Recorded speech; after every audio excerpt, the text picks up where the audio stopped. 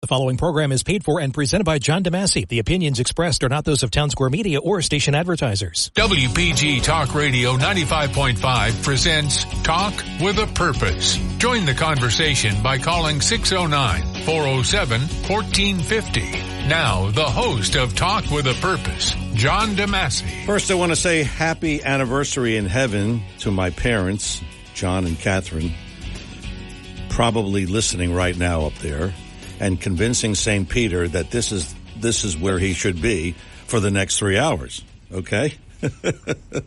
Good morning and welcome to another edition of Talk with a Purpose. Every Saturday we're here, 9 to noon, WPG Talk Radio 95.5. And as the man said, I'm John DeMasi. Good to have you with us for this holiday weekend. What did I say to you before? And I've said this many, many times. It's the 4th of July, you blink, and then it's Labor Day. And then yesterday, I saw a pumpkin display in the supermarket. Next thing you know, it's the holidays and 2024 and all that stuff. But anyway, 609-407-1450, our number here in the studio, 609-407-1450 at any time during the course of the show. If you want to chime in on anything we're talking about, it's you and me for 3 hours. How about that? No guests today, so we're just going to talk and talk and talk. That's what we're going to do. Again, 609-407-1450. This came up, I think it was yesterday. I saw it in the press of Atlantic City. Thank you, sir. I tell you, it just never ceases to amaze me. It just doesn't, that the things the Biden administration does. So yesterday, I'm looking at the press, and I saw, what's this thing about that? What? Page 1. The Biden administration has suggested Atlantic City International Airport as a potential shelter for asylum seekers out of New York City. Okay, they don't fit in New York City. So let's go to a place that's 1/16 the size of New York City, and we'll put them there. Makes a lot of sense, doesn't it? This is according to published reports, to which I say to Joe Biden and his administration, did you get that, Chris? Are you kidding me? The U.S. Department of Homeland Security suggested this week to New York Mayor Eric Adams that the airport property in Atlantic City could be used to shelter migrants. It's one of 11 federally owned properties, so I guess that we don't have any jurisdiction over that, although South Jersey Transportation runs it. And, of course, State Senator Vince Palestina, Congressman Van Drew, they were screaming about this thing. As Congressman Van Drew said, the Biden administration is systematically destroying our country, and this is just another step in the process. And he is 1,000% right. Then he goes on to say, and this is something that I didn't really think about, it endangers our national security given the sensitive nature of the mission at both the FAA Technical Center and the New Jersey Air National Guard's 177th Fighter Wing, both of which are located within the airport complex. So there's a security issue here, a major security issue, in addition to having all these people here. If New York City can't handle this, then, as Van Drew said, how do you expect a community less than 1%, I said 1/16, well, but 1% of its size? It's just, I just don't understand this. State Senator Vince Palestina said Atlantic County residents shouldn't be forced to pay the price for the Biden administration's disastrous handling of our border and the outrageous sanctuary state and city policies of Democrats in New York, Washington, and Trenton. WPG. There are some 60,000 asylum seekers in New York currently. Thank you. Number 2. Where are we going to put these people? Oh, I know what. Why don't we put them in a hangar at the airport? What are we going? Hey, why don't we start a little supermarket? You know, they want to build a supermarket. Put one at the airport. This is unbelievable. Anybody who decides to vote for Biden, especially after this, well, here's what I think you should do. You should clothe and feed several of those illegals, if that's what you want. You voted for him. Now this is what you get. Or how about this?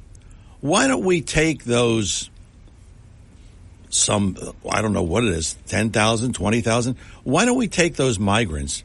There's a lot of beachfront property in Rehoboth. Don't you think that would be a good place for them? It's just incredible that they would suggest this as far as these migrants, these illegals. It's really just unbelievable that the Biden administration, well, I do believe it, because he just opened the borders. He let them all in. Oh, well, we'll figure it out. Figure it out. Hey, Joe, we don't want to figure it out. But really, is that the height of outrageousness, that you would put that many people in the Atlantic County Airport? And we were just talking before the show. There's no hotels around there. There's nothing. I mean, there's a few, there's offices and there's employees going to the tech center. But where are you going to put them? Put them in the woods? It doesn't make sense. But, well, does anything the Biden administration do ever make sense? No, not at all. Well, we'll talk about that, and we'll talk about the Trump situation. As always, it's in flux. They're planning his trial one day before the Super Tuesday primaries. Gee, that wasn't politically motivated, was it? You can't make this stuff up. So we'll talk about all of that this morning on the show. We're going to bring in Seth Grossman a little early because I'm sure he's going to chime in on this and among other things. Seth Grossman, Liberty and Prosperity, and a big weekend for Seth and the gang at Liberty and Prosperity. We'll talk about that as well. Seth, good morning. Welcome. Good morning. Thank you. And, of course, I want to mention libertyandprosperity.com because I'm probably going to miss 80% of what I want to talk about this morning, talking about other things. So I invite everybody to go to our website, libertyandprosperity.com, to see all the stuff I wanted to talk about but never get to. And I first want to react to the top of the news, losing Jimmy Buffett yesterday. And one of the favorite songs that really symbolized what's happening to America was his song, the Volcano Song. I don't know where I'm going to go when the volcano blows. And we saw this 10 years ago, everything that's tearing America apart today. We were talking about this stuff, but nobody was taking it seriously. And now we have to look at the real possibility America is going to collapse. And what are we going to do when the volcano blows? The other top of the news story about the hurricane in Florida, where Biden wanted to go to Florida to meet with DeSantis, and DeSantis, the governor there, said he didn't want to meet because if the president would come and the governor would meet with him, all the security you need to do that would cause all the recovery efforts to come to an end. And we know that from experience based on what happened here in Brigantine during the after Hurricane Sandy. You may recall that President Biden met with Governor Christie in Brigantine, And if you talk to any of the police officers, they'll tell you that they had to do so much security for the president that all the police and rescue workers that were there for the press conference, everything came to a stop for 12 hours. And they just said, we just did a photo op. There was no more repairs, no more rescuing, no more anything, because everybody was so busy taking care of the president. So sometimes when people appear to be compassionate for these photo opportunities, it's really covering up the fact that it's really bad for the people who are trying to recover from the damage. So I just thought about that. But the real story is last week we were talking about this illegal invasion of foreigners and whether Americans were able to defend our country. And just 4 days later, here it is. It's come home to us. Biden is proposing that 50,000 illegal foreigners come here to South Jersey through the Atlantic City airport. And our country cannot survive this. But it's important for us to know it's not enough to stop it. It's not enough to build a wall. It's not enough to sort of close the border. We have 40 million foreigners illegally in this country.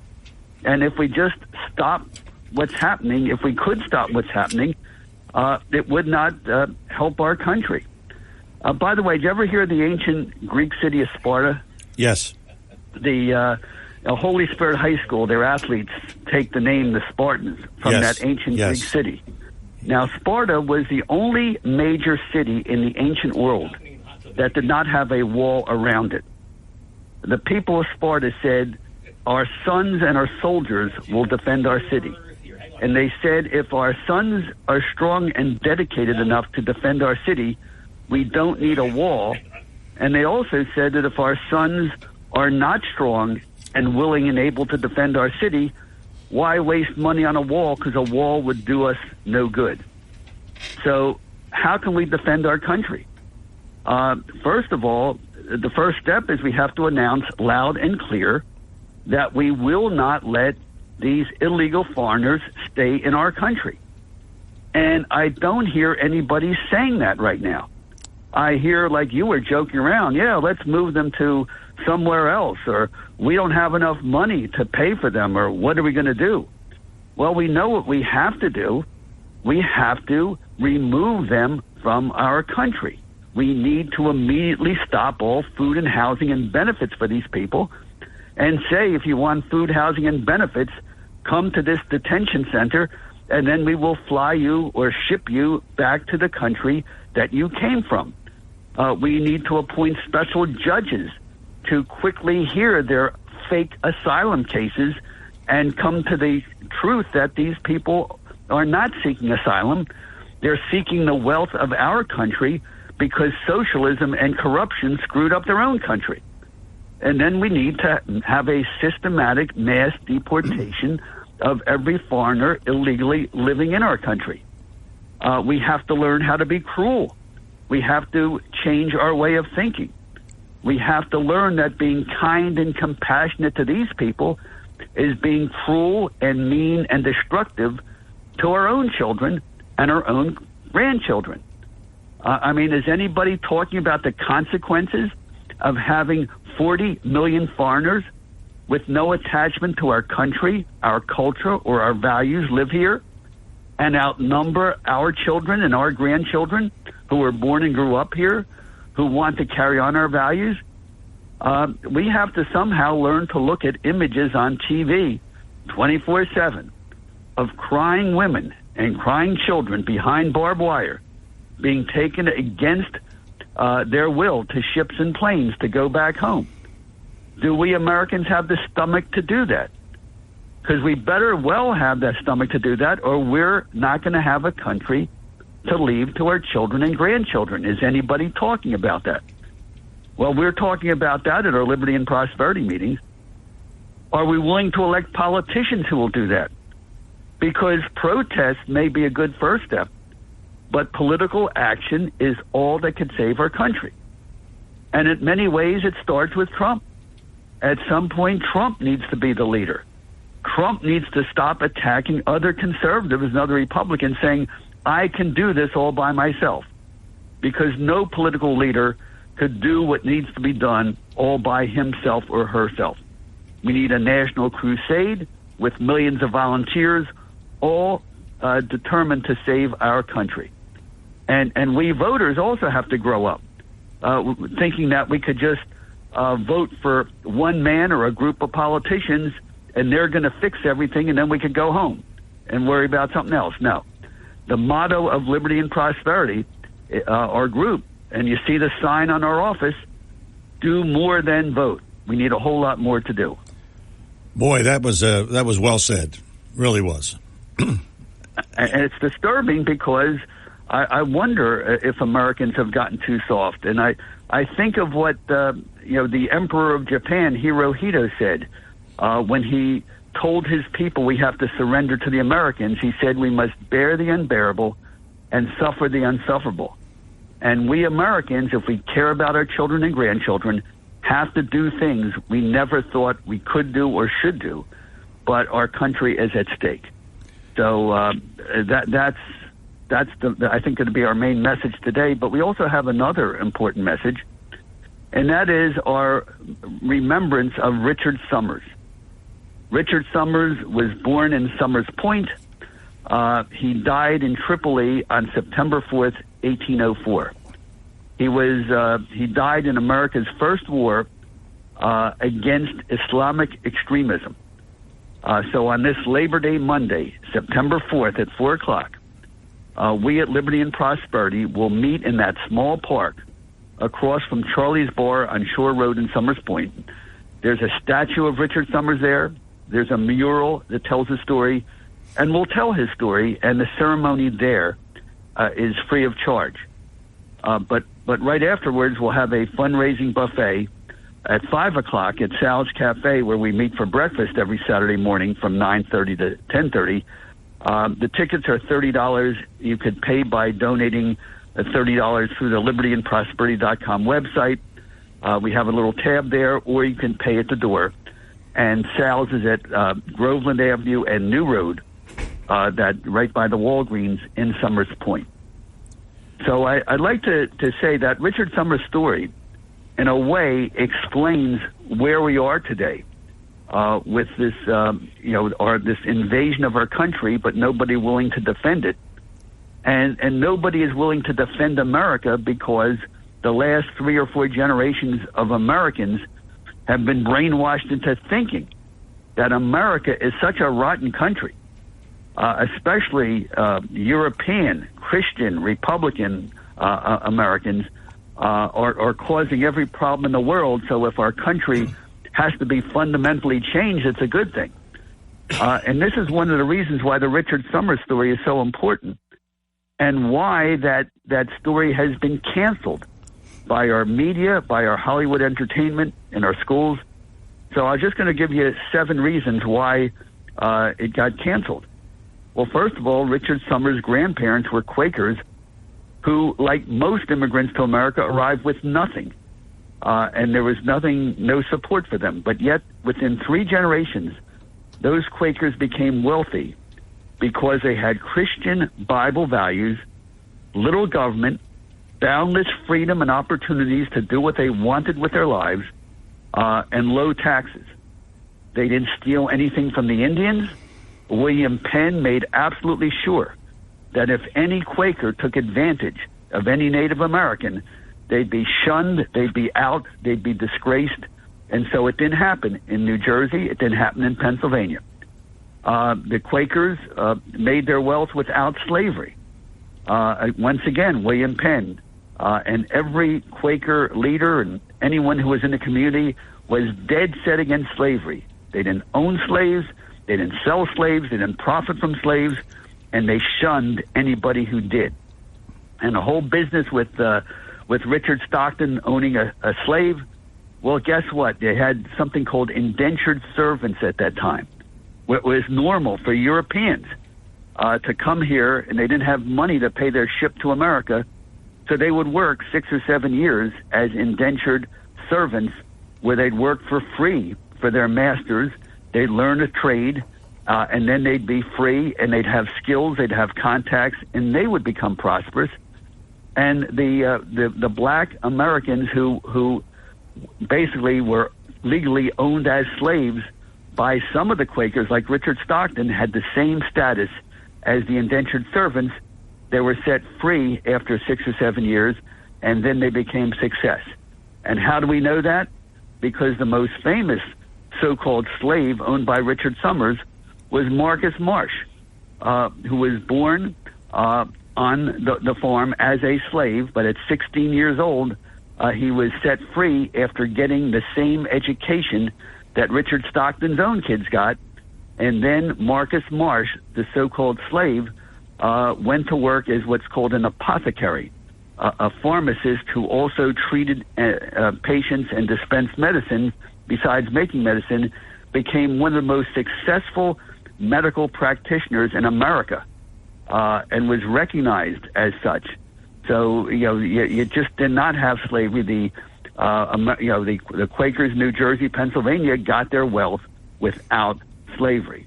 The second thing about Richard Summers, like most Americans, he had 8 grades of education, was finished school by age 16.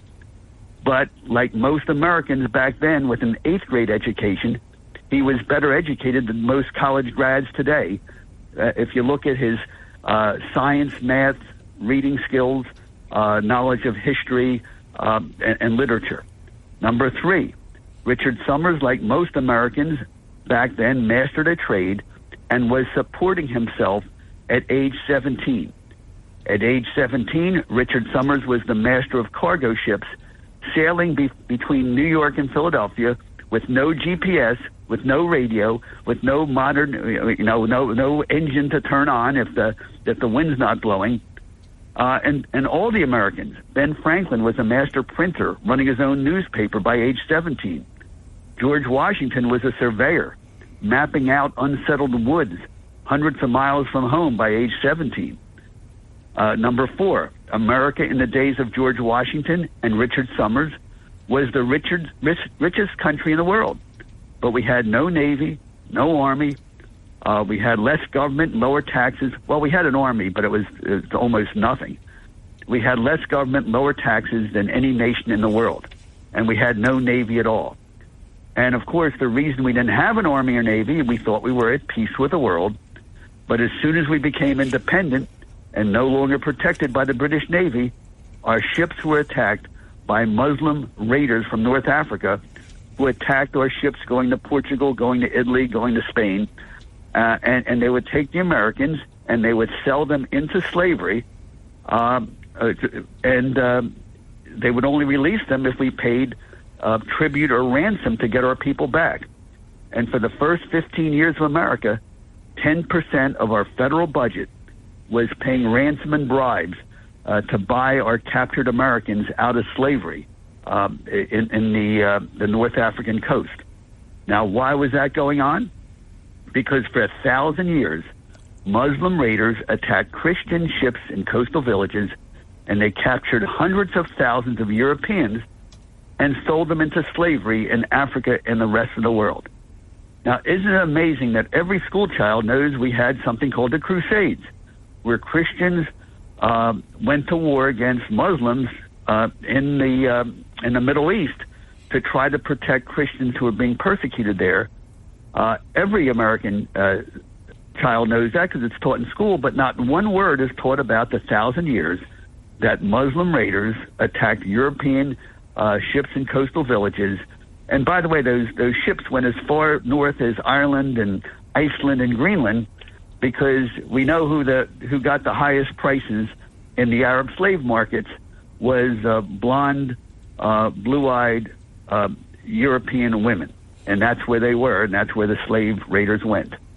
But we also don't know that when it became harder for Muslims to capture Europeans as slaves, because the Europeans began fighting back, then that's when the Muslim slave trade focused on capturing black Africans as slaves and selling them to anyone who would buy them.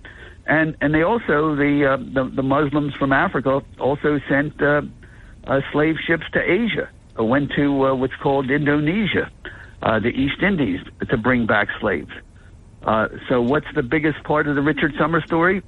until Richard Summers and those Americans fought there, this was normal in the world, and we were the first ones to stop them.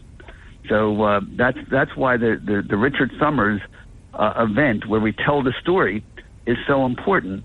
And it's so important because this is why Hollywood never made a movie about this. This is why you won't see it in the media, on TV, because it doesn't promote the right political agenda. Boy, you really said it all right there. All right. And I just have two more things to say. Well, you got 2 minutes. The 2-minute warning. So it's been 60 years since Martin Luther King made his I Have a Dream speech in Washington in August of 1963. And looking back, that was really the high point of the civil rights movement in America. Because in that speech, the dream of Martin Luther King of having every American judged by the content of their character, not the color of their skin, was becoming a reality. But just 3 months later, everything changed. President Kennedy was murdered, and then the socialists and communists hijacked the civil rights movement and then changed the goal.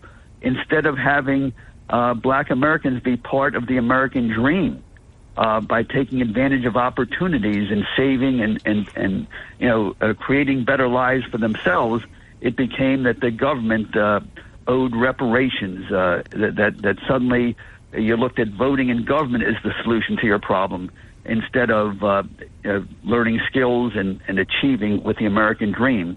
And that leaves me 1 minute to do the final point. Of course, besides remembering Richard Summers on this Monday, September 4th, this is also Labor Day. And it's important to remember why Labor Day became a holiday. It became a holiday for labor unions in America to remind us that America is different from the rest of the world and that labor unions in America are different from the rest of the world. Because in the rest of the world, labor unions wanted to control the government and have the government run the economy and take care of working people. They were socialist. In America, it was the opposite. Labor unions were to make the companies they worked for succeed, be productive, and make profits. Because in America, the unions didn't want to run the companies. They wanted the owners to make their companies productive and profitable as possible, so they would share those profits with the workers through better wages and benefits. And so that's why the rest of the world, the socialist unions had their holiday on May 1st, May Day. But here in America, we had a special holiday so that American workers would celebrate the holiday by having picnics and spending a 3-day weekend at the beach. But of course, all that changed in the 1990s when government employees were allowed to form unions, and these government employee unions became socialist and have basically been running the American labor unions since 1998. And they've really been running the Democratic Party since that time, the last years of Bill Clinton. So on Labor Day, remember why we have that holiday. It was designed to show that America was different and that we believed in freedom and enterprise and low taxes, not having the government run the economy.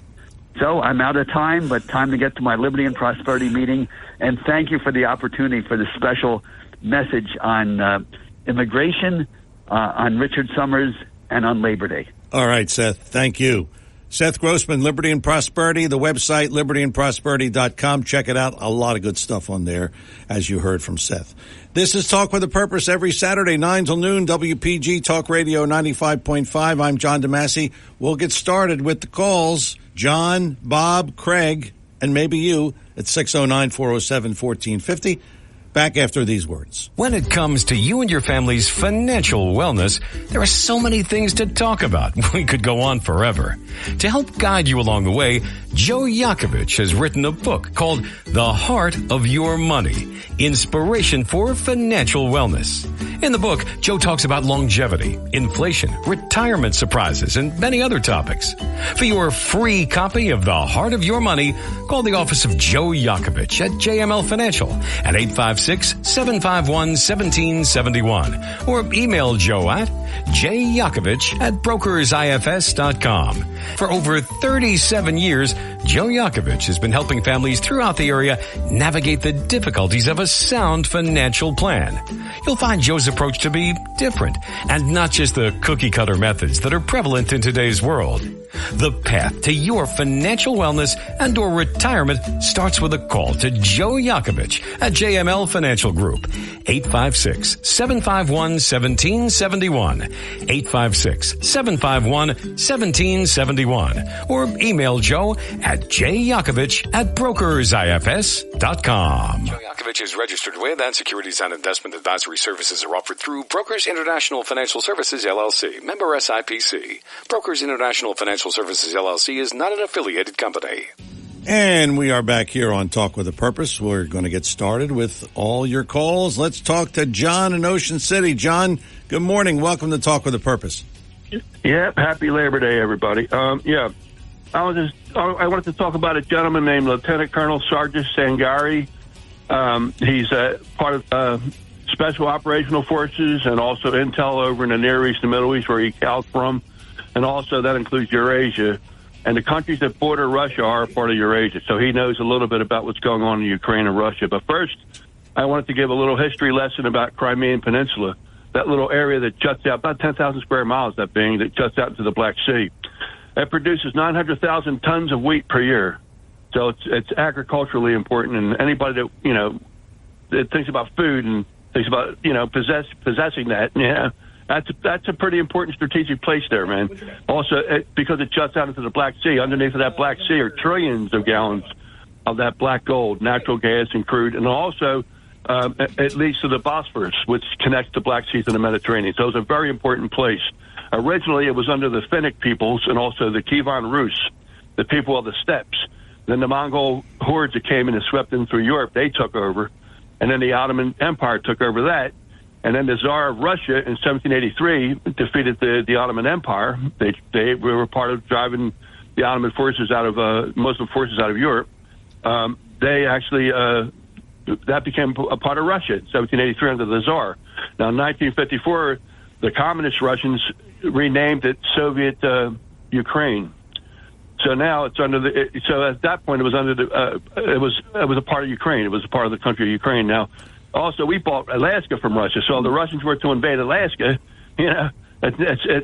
forget about it. So it's too bad. You gave it away, and it's too bad. It's a part of Ukraine now. So no, there is no justifying what they've done there. I understand that. But here's what a little bit on Lieutenant Colonel Sargis Sangari, retired USA Lieutenant Colonel. 20-year plus veteran of the United States Army Infantry and Special Operational Forces. He's a naturalized citizen. When he was a kid, he came over with multiple combat deployments in Iraq, a diplomatic assignment in Kuwait, and special other deployment to the Middle East, Europe, Asia, and Central America. Like I said, he was a part of intel over there, too. Now, he said that the military-industrial complex here in America, along with the EU and along with NATO, have been profiteering off of war for a long time.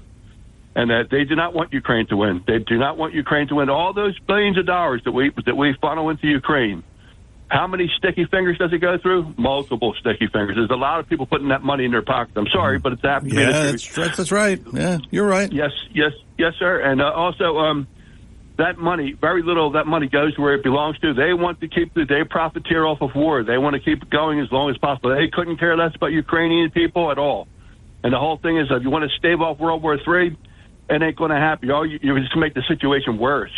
Now, yeah, if they invade Alaska, then we got something to worry about. But as far as I'm concerned, it's a proxy war that we should have never been a part of. Thanks. Thanks, John. Thanks for the call. John is always giving us a good history lesson. The class will continue. Talk with a Purpose is the show. Saturdays 9 till noon. WPG Talk Radio 95.5. I'm John DeMasi. Good to have you with us. Bob, Craig, and Eric in that order right after the break. And maybe you, 609-407-1450 is our number. We are coming back with more of Talk with a Purpose in just a moment. But first, speaking of class and speaking of lessons, I'm going to give you a little lesson right now in how to vote, and you can vote twice. Wouldn't Trump like this? Wouldn't we like this in our elections? Best of the press, of course, coming up. Best of the press is what we're talking about. And B.F. Mazzeo is involved. Here's how you can vote for Best of the Press. First of all, you can go online, pressofatlanticcity.com/contests. Or you can do this. You can call or you can text to 609-604-6274. You text the number 616 for Best Produce, 617 for Best Gift Baskets, and that's how you get a vote. Then you can go online and vote. So you can vote twice, and you can do it every day. Isn't that amazing? Can you imagine that? But it's what we're talking about here today. Best of the Press. That's what B.F. Mazzeo is. Of course, 8 years in a row they've been Best of the Press. We're going for 9. So do that, and it'll certainly be appreciated. B.F. Mazzeo, of course, your holiday headquarters. It's Labor Day. You're having a barbecue. I know my family is, and of course I'm bringing stuff. And B.F. Mazzeo will contribute to that as well. Potato salad, coleslaw, macaroni salad, you name it, they have it. All kinds of sides, all kinds of dishes, fruit salad, you name it, it's there. B.F. Mazzeo, 601 New Road, 601 New Road in Northfield. B.F. Mazzeo, the finest fresh fruit and produce you'll find anywhere. And remember, the vote for them, Best of the Press, bestofthepressac.com. You got it. B.F. Mazzeo. If you're interested in driving one of the finest automobiles on the market today, then you'll want to check out all of the fabulous new and pre-owned Lexus at Lexus of Atlantic City. Lexus of Atlantic City, 3169 Fire Road in EHT. Driving a Lexus is like no other vehicle on the market. Test drive one for yourself at Lexus of Atlantic City. Whether it's new or pre-owned, you'll be more than satisfied. In fact, Lexus is consistently #1 when it comes to customer satisfaction. Visit Lexus of Atlantic City, 3169 Fire Road in EHT. Or you can check out their outstanding selection of new, pre-owned, and L-certified pre-owned vehicles on their website, LexusOfAtlanticCity.com. That's LexusOfAtlanticCity.com. Or, if you want more information, call 609-641-0008. Lexus of Atlantic City, now celebrating their 26th year in the area. A dealership that you'll enjoy. No pressure, no gimmicks, no hassle, no hype. Lexus of Atlantic City, 3169 Fire Road in EHT. And remember, always online at LexusOfAtlanticCity.com. Your WPG Atlantic City Electric AccuWeather forecast for South Jersey. Mostly sunny skies for today with a high of 82. A few clouds will hang around tonight, low 61. For tomorrow, lots of sunshine and warmer, high 93.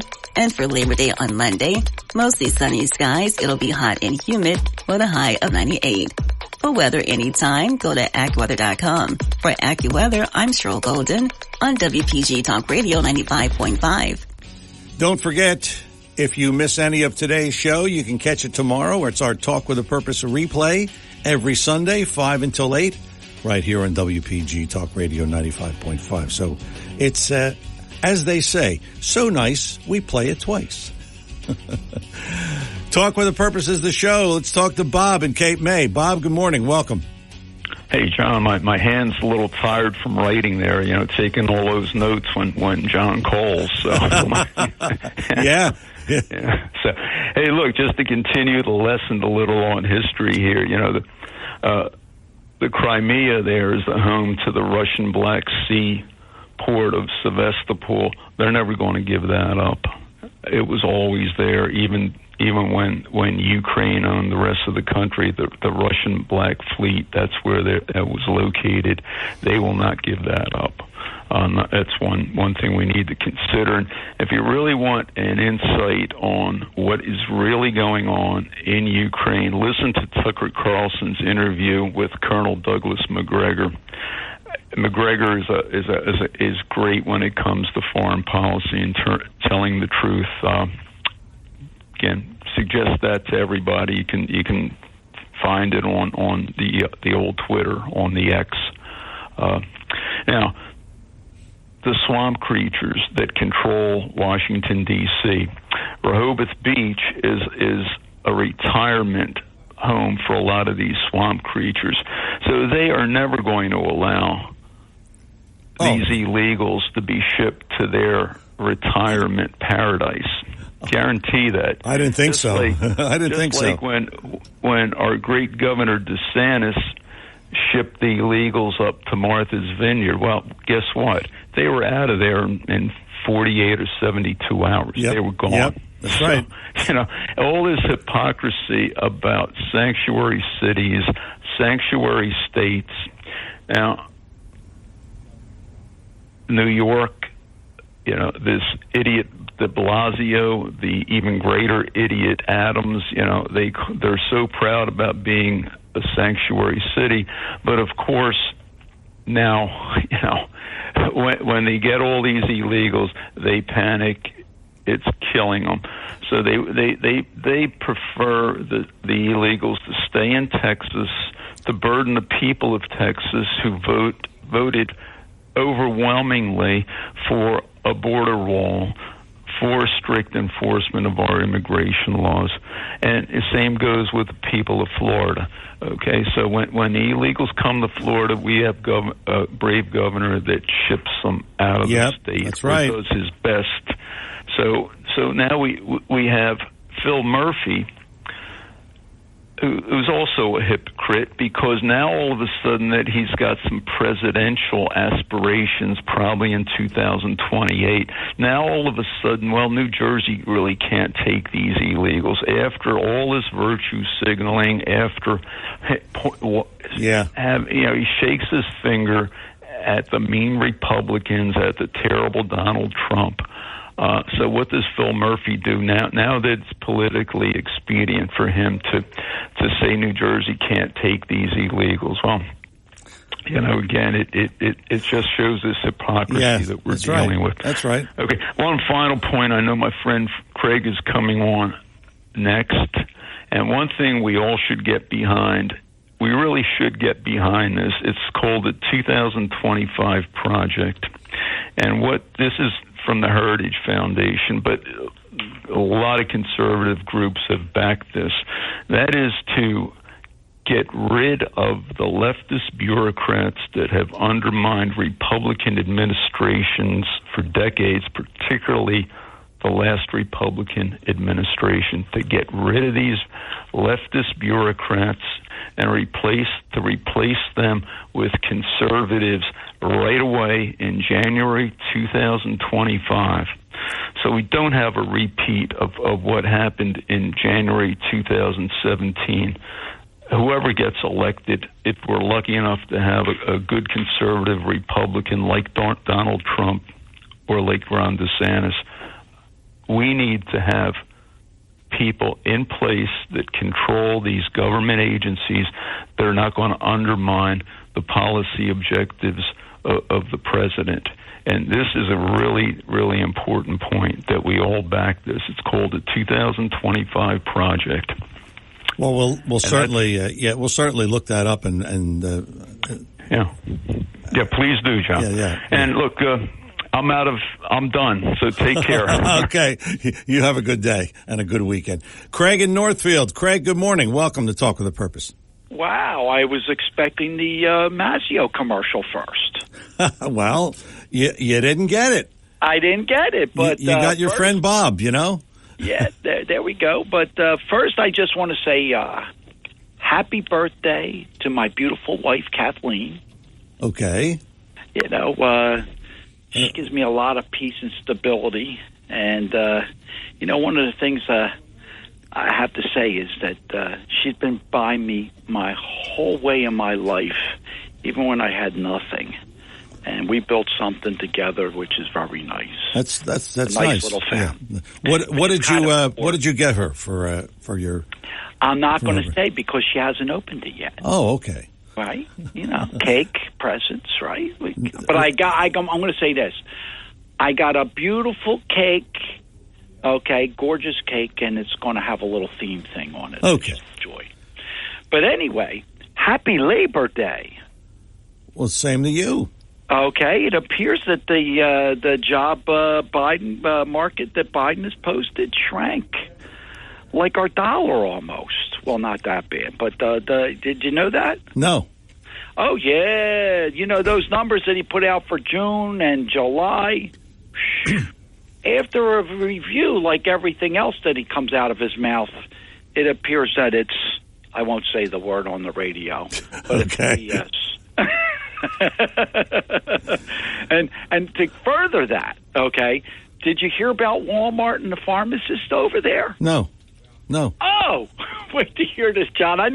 Now, I've heard some things, okay, in the labor market, but it appears as though they're asking their pharmacists to take 10 hours less a week. So not the 40-hour work week that we need, but the 30-hour work week. Whoa. That's a big cut. It sure 25% of your pay. Sure is, On yeah. top, but don't forget the inflation. So, I don't think that's going to go too well. So if you've got prescriptions, seniors like myself, you better order now because there'll probably be a little shrinkage in the building. That's right. So, yeah, that's terrible. So I just wanted to say that, did you see how they came out with about the vaccine that it's not so hot? Yeah. And that the chemicals that Donald Trump suggested seem to be coming to the forefront now. Yeah. Did you notice that? Yeah, I did. So it goes back to Bob, what Bob said about the bureaucrats that are running our government. Yep. You see what happened there? Yep, I sure do. They put, like a lot of this country in jeopardy because, with this, people are having heart problems, serious heart problems, and they're saying within we don't even know the outcome of this, but within 5 years we're going to see some real pain here. Are you aware of that? Wow. No, I'm not. No. No. You're going to see that something with this chemical, has something to do with the bloodstream, and it's affecting cancer and people with heart issues. Jeez. And look, you've seen all these young people dropping like flies. Yeah. Okay? Not the older people, but young kids. And then they also came out about the masks. So those people that are still wearing masks, I just want you to know they're laced with so much chemical, it's worse for you to wear the mask than the fresh air that we got in this Yeah, I have to laugh when I see these people wearing Okay. masks. Jeez. Some people just won't give it up, Mm-hmm. So I see Seth came on in rare form. He didn't mention Donald J. Trump. Well, he couldn't help himself. He's got a lot to talk about. Well, what can I tell you? He said that we should all stick together. Yes, that we should. And it appears that one of DeSantis' super PACs has left. Oh. Well, I know you're gloating about this, so, you can gloat. You're allowed to. You're allowed, Well, they left it, but guess where they went? Where? Donald J. Trump. There we go. and if you notice, Bob's voice is a little bit, like when he was talking a little bit more favorably about Donald J. Trump. Okay. Did you hear that? His voice? Yeah, I heard it, yeah. Okay. And also, I think that America's getting a little bit noticing everything that Donald Trump said about these gas prices. Yeah. And the cost of food. Yes. And a recession. Yes. But more importantly, you know who's noticing more than anybody? Who? Black males. Yeah. Did you hear that? No, I didn't hear that, no. Donald J. Trump right now has a 20% support of black males. Wow, that's incredible. From a 4% to 20%. Yeah. So that's quite a bit. And so why do you think that is? I think they're realizing that, what he brings to the table. That's what I think. Well, they're realizing, one, that they've been lied to. Yeah. Number one. Yeah. Number two, when they shut down the country, they also shut down their underground markets also. Yeah. They didn't like that. And everybody, and not just the black people have an underground. Every nationality has an underground market. You know that. Yeah. And good, you lived in Philadelphia. Yeah. There was somewhere. Do I have to tell you? No. Chinatown, Italian town, and there was the black section also. Everybody had a separate business. Yes. Am I wrong? No, not at all. Okay. And so they're starting to realize, okay, and they're seeing that Donald J. Trump got 4 indictments. They're saying, wow. It's not that the white people are. They're starting to realize it's not white against black. They're starting to realize it's the government against the people. Yep.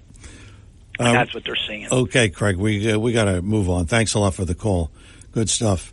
Talk with a Purpose is the show. Saturdays 9 till noon. WPG Talk Radio 95.5. I'm John DeMasi. We'll talk to Eric, and maybe we'll talk to you after the break. And looks like hour number 1 rapidly coming to a close. Boy, this hour goes by fast. We will have final thoughts in hour number 1 after these words. When it comes to you and your family's financial wellness, there are so many things to talk about. We could go on forever. To help guide you along the way, Joe Yakovich has written a book called The Heart of Your Money, Inspiration for Financial Wellness. In the book, Joe talks about longevity, inflation, retirement surprises, and many other topics. For your free copy of The Heart of Your Money, call the office of Joe Yakovich at JML Financial at 856-751-1771 or email Joe at jyakovich@brokersifs.com. For over 37 years, Joe Yakovich has been helping families throughout the area navigate the difficulties of a sound financial plan. You'll find Joe's approach to be different and not just the cookie-cutter methods that are prevalent in today's world. The path to your financial wellness and or retirement starts with a call to Joe Yakovich at JML Financial Group. 856-751-1771. 856-751-1771. Or email Joe at jyakovich@brokersifs.com. Joe Yakovich is registered with, and securities and investment advisory services are offered through Brokers International Financial Services, LLC. Member SIPC. Brokers International Financial Services, LLC is not an affiliated company. We are back here on Talk with a Purpose, and we're going to go right to the phones. Eric in Absec. And Eric, thanks for holding. You're on Talk with a Purpose. Good morning, John. Good morning. I'd just like to remind a multitude of listeners that tune into your show about executive action that our wonderful governor took a while back to divert $1.3 billion, that's what it'd be, $1 billion from relief to the ratepayers, and the money went to the offshore wind company. I remember that. Yeah, I remember. Yeah. That is now crying big tears that labor costs and material costs, and now we're going to have to push all this back to 2026. Well, where's the money? Why aren't our local politicians or the state political people demanding an accounting for where that money is? I hope it's not working its way through the system and might end up in some small little obscure bank in Tuscany, Italy, that the money should be returned to the state, to the taxpayers, and to the public that money originally was designated for. Where's the money? Thank you, John. Thank you. Thanks for the call. That is a very, very, very good question. Where is the money? And how would we find that out? I don't know. But yes, Phil Murphy signed an executive order, and we talked about it then. He diverted money that was supposed to be given to the taxpayers, but instead he gave it to Orsted or whatever the companies were that were involved in that. Good question. Talk with a Purpose is the show, Saturdays 9 till noon, WPG Talk Radio 95.5. It's a couple of minutes before the end of hour number 1. What we're going to talk about in hour number 2, we got another survey Got a couple of surveys which we'll mention, and this thing about the Trump trials. I mean, they should put out a program like so you could have it or something online. Or today is the Trump trial number 1, then the Trump trial number 2, then the Trump trial number 3, and then the Trump trial number 4. But number 1 and number 3 are going to conflict because 1 is going to start and then 3 is going to. I mean, come on, this is ridiculous. And the fact that they put this March 4th trial a day before Super Tuesday, I don't know. It's just unbelievable to me that how they can do all this stuff, and we got to have a presidential campaign going. Oh well. What are we going to talk about in hour number 2? We have nothing to talk about. The Trump trials, of course. And this past week, we celebrated the anniversary of Dr. Martin Luther King, the I Have a Dream speech. 60 years since that happened. And there's a lot that people are saying about that. A lot of columns, a lot of things talking about, oh, well, America really isn't the land of equal opportunity, which is a bunch of crap. Let's put it that way. So we'll talk about that, and we'll talk about a couple of incidents. One in Missouri, where a judge ruled that the gentleman shot an intruder, or he was supposedly an intruder, but he was there to pick up his brothers. But an 84-year-old man got scared for his life, took a shotgun and shot the kid. And now he's going to trial. Boy. Can't make up this stuff. Talk with a Purpose is the show, Saturdays 9 till noon, WPG Talk Radio 95.5. 609-407-1450 is our number. If you want to get right in for hour number 2, feel free to do that. 609-407-1450. Hour number 1 is in the books. Hour number 2 is on the way. Don't go away. That's what we say. Oh.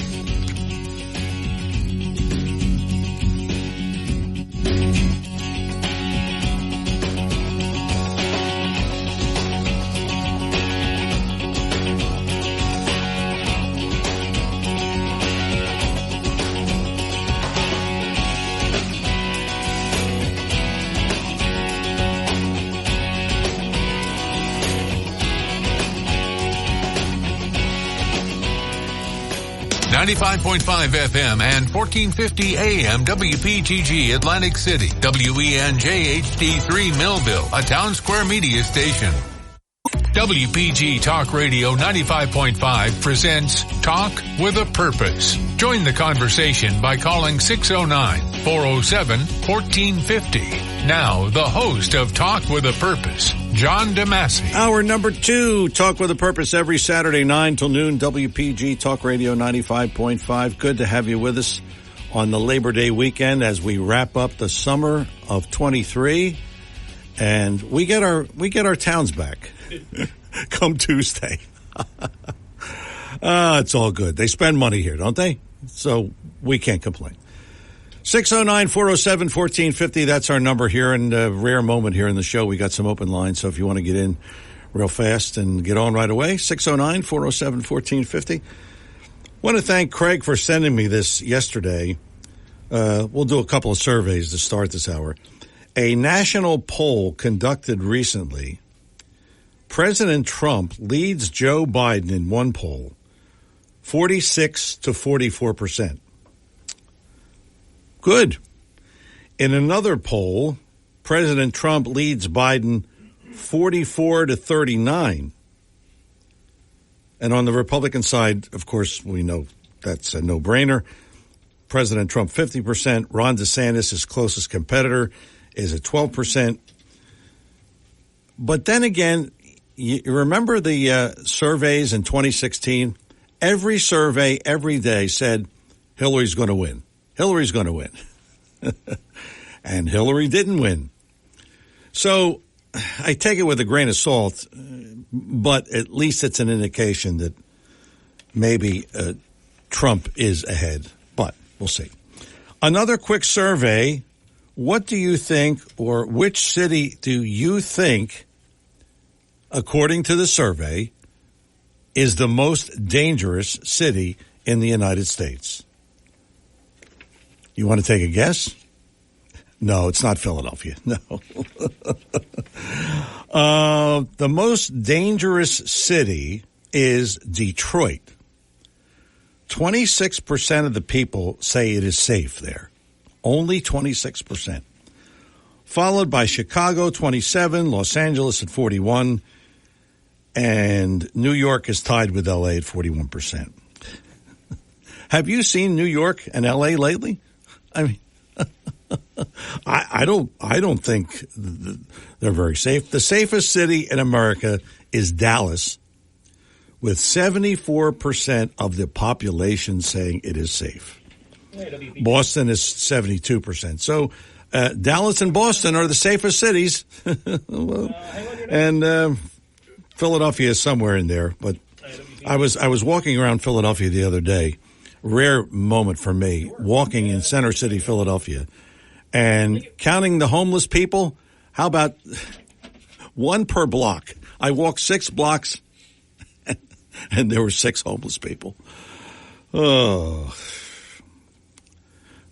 what can I tell you? Safe city. I'm not going to Dallas, even though they said it's one of the safest. I'm not going there. Al in Corbin City. Al, good morning. Welcome to Talk with a Purpose. Hey, how you doing? Good. How you doing? Good. I'm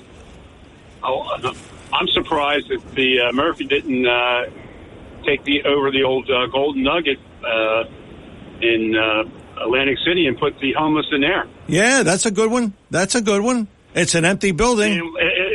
It's not that we have enough problem with bums that walk the street in Atlantic City. Yeah.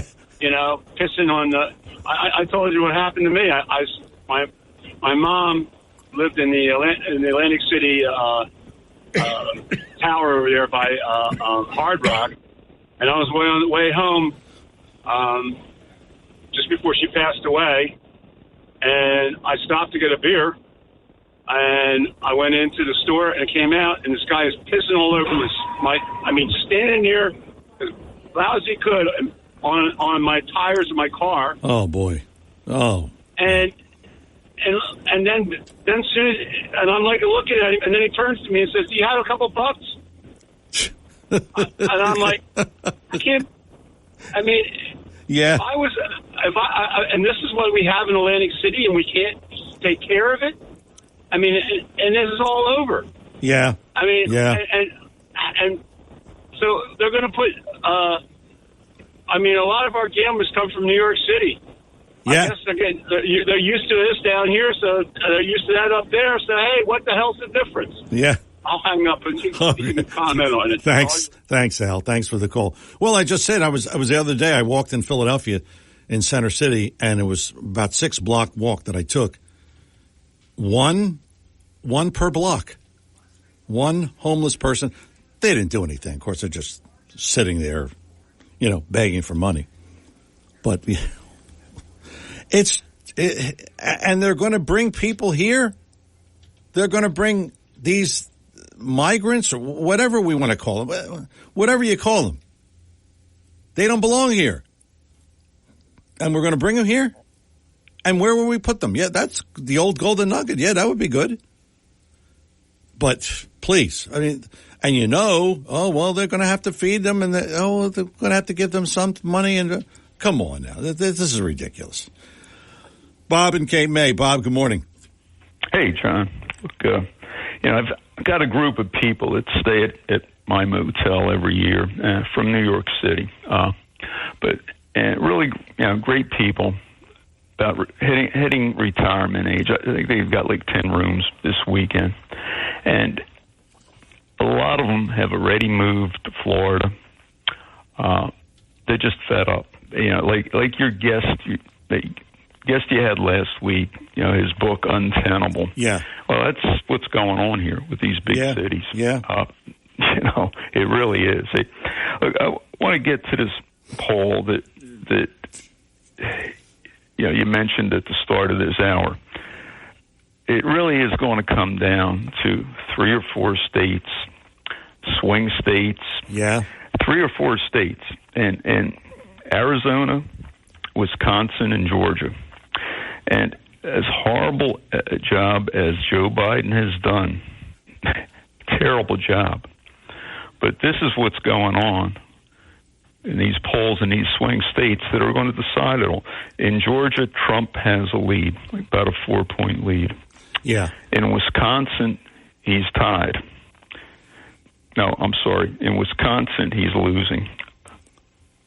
In Arizona, he's tied. Now, maybe these polls are full of crap, but maybe they're not. Yeah. Okay? In 2022, the polls that we always thought were reliable, like Trafalgar, who was incredibly accurate in 16 and in 20.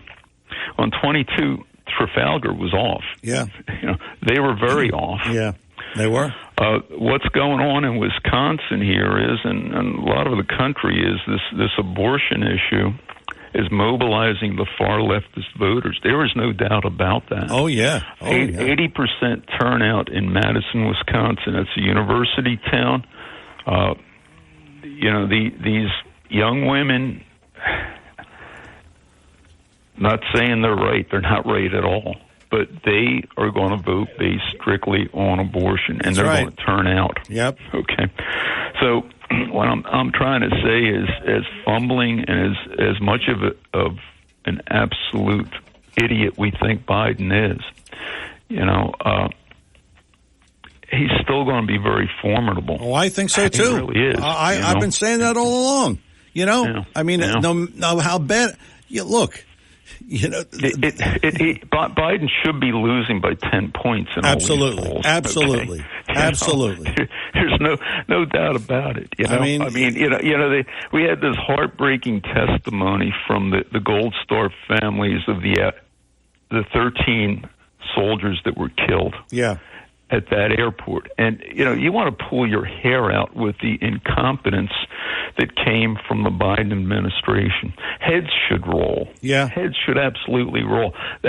We had a sniper who had sights on the bomber, wanted to take him out, and he didn't get permission. We also had the ISIS camp that contained the bomber. We had the ability to bomb them days before they perpetrated this attack. That was denied. So our fighting men are hamstrung time and again by the Obama-Biden policies. Our young men are being killed because of their policies. Yeah, yeah. But you are right about this Biden thing, and I've said this all along. This is going to be another tough election, and if Trump is the nominee, which it looks like he will be, it's going to be just so much. A lot of the people against Trump, you just say the word, you say the name Trump, and they vote against him. So this is going to be a problem, and I don't want to see 4 more years of Biden or a Democrat, because we won't have any country left. No, and, the brainwashing. It doesn't matter how wrong these people are; they are wrong. They're terrible. Oh, they are wrong. Yes, President Trump. Yeah, you and I both agree.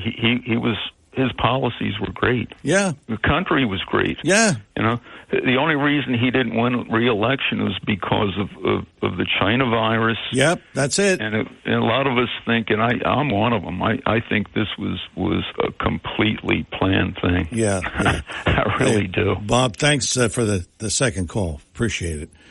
Frank in Ventnor. Frank, good morning. Welcome to Talk with a Purpose. Hey, John. Happy Labor Day. Same to you. So, John, a little change of pace here. Have you followed the defamation suit against Rudy Giuliani by 2 election workers from Atlanta? No, I haven't, but tell us about it.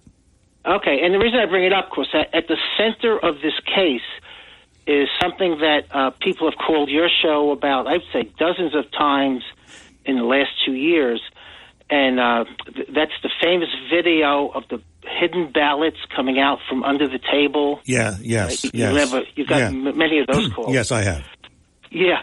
So here's the case. Giuliani showed these videos that we've all seen, and he said, this is the smoking gun. This proves there was election fraud. It shows the election observers being ushered out of the room. And then after they leave the room, these two women go and start pulling suitcases, right? They always use the word suitcases of ballots out from under a table, right? And one of Giuliani's big mistake, he actually named these two women. He gave out their names, and he said that they were criminals. That they were obviously committing voter fraud. Now, the problem was, John, that the video that you saw, that was only a few, maybe you saw about a 5-minute video, I think it was. Yeah. Actually, that video was running all day, so maybe 16 hours, right? And if you watch that video, we know exactly where those ballots came from. They came from the other side of the room where people were opening up the envelopes. They were flattening them. They were getting them ready for the machines. Yeah. Yes. Then you saw them put them in these boxes that had wheels on them. They weren't suitcases. And then they wheeled them over near the counting machine, and they stored them underneath the table. And all of this took place, John, where all the observers were there. Everyone was there at this time.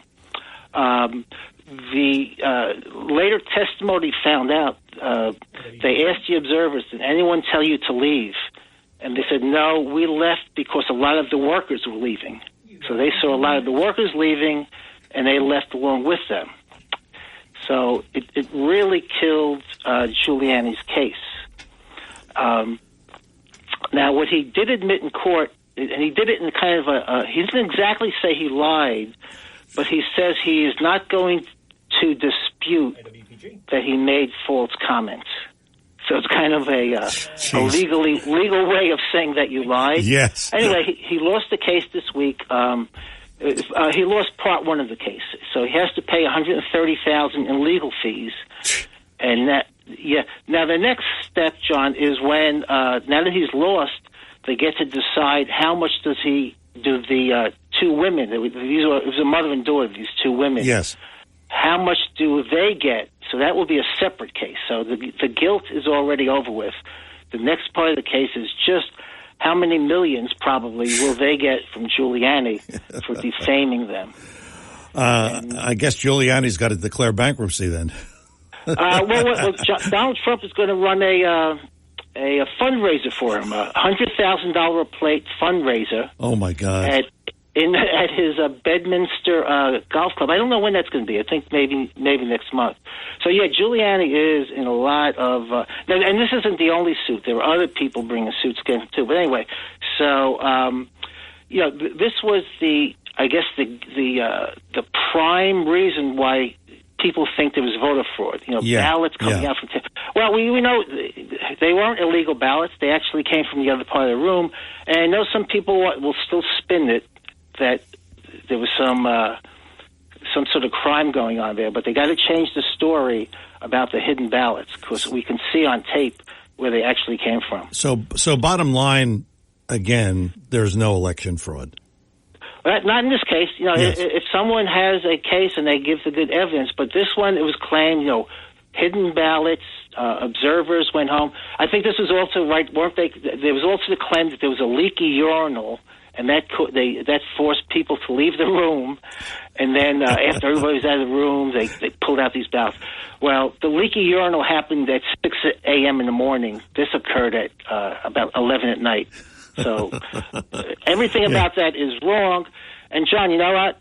Coming up 2024, get a good Republican candidate, and we can easily win. Well, let's stop playing around with conspiracy theories. Yeah, I think so. Yeah, you're right. Thanks a lot for the call, Frank. I've been saying that all along. Forget this conspiracy. 2020 is over. 2024 is upon us. And this is an election week. We cannot lose this election. When I say we, I mean the Republicans cannot lose. Can't. Or else, I don't know what to tell you, but it's a gloom and doom if the Democrats get in again. Talk with a Purpose is the show. Saturdays, 9 till noon, WPG Talk Radio 95.5. I'm John DeMasi. We coming up on a break, and after the break, we'll take William, we'll take John, and maybe we'll take you.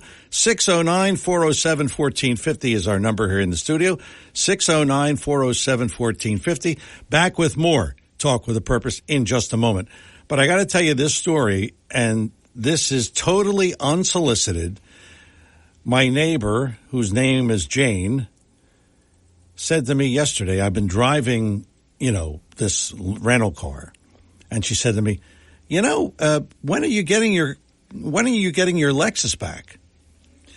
And I said, good question. It's now 3 weeks that I've been driving this vehicle, which shall remain nameless. But anyway, the conversation was, and Jane doesn't know I do a radio show or doesn't know that Lexus is a sponsor. She said, I'll tell you what, of all the cars I've ever driven, and I've been in the car business 50 years, you can't beat a Lexus. You cannot beat a Lexus. It is the best car I've ever driven. And that was unsolicited. So, what I've been telling you for years is true, or at least you have some evidence that other people believe that. Lexus of Atlantic City, 3169 Fire Road in EHT. Yes, it is the finest automobile on the market today. And you heard a testimony from a neighbor who doesn't even know I do this commercial. So it is a true testimony to Lexus. Right now and through Labor Day, the Golden Opportunity Sales Event, you still have time to take advantage of it. Check it out. Check out the automobiles. aclexus.com is the website, aclexus.com. Lexus of Atlantic City, 3169 Fire Road, EHT. We will have more Talk with a Purpose after these words.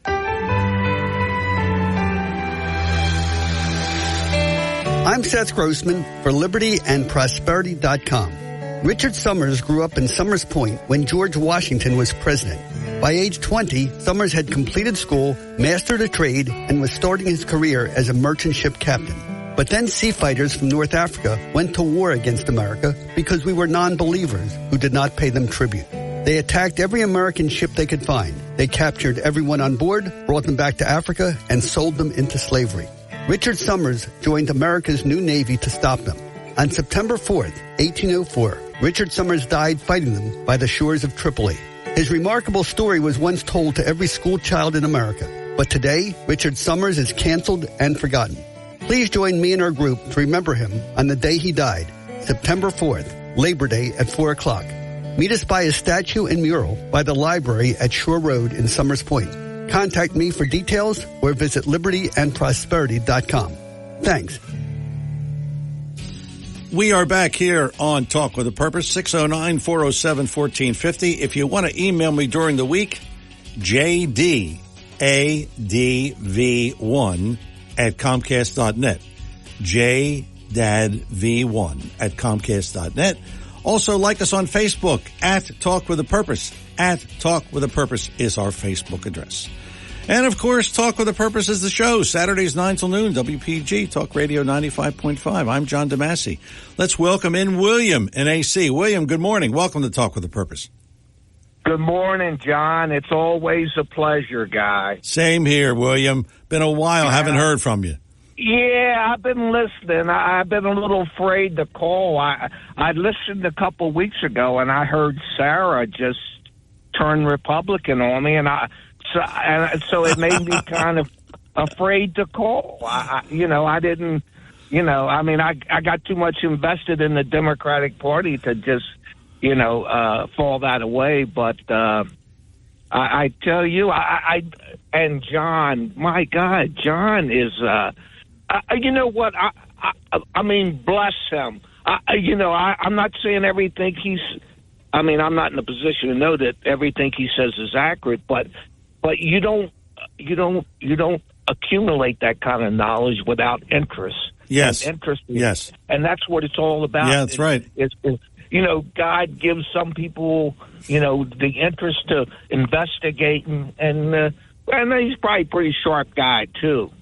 Yeah. But, John, I hate to be the bearer of bad news, but, I was telling a friend of mine the other day, I said, if I don't say this to just, but if Joe Biden, if Joe Biden was in a coma, he would still beat Trump in the election. You may be right. Donald Trump is so unpopular for 91 good reasons that, and I see these people like trying to pump him up and blow life's breath into him, giving them their money, which I'd go ahead, give them all the money you can give them, but, that ship has sailed, not because he lost one time before, but, we know some, these are the things I knew about him in 2015, but now so much more about, the guy, he only sees himself, he doesn't see anybody else, Well, that's not true. Not that's in certain instances, yes, but when he was president, he ran the country pretty well, I thought, I think he ran, well, I don't know if he ran anything, he got the message out. He did just the opposite of what. The only thing he really did was give that big tax break to the rich. Joe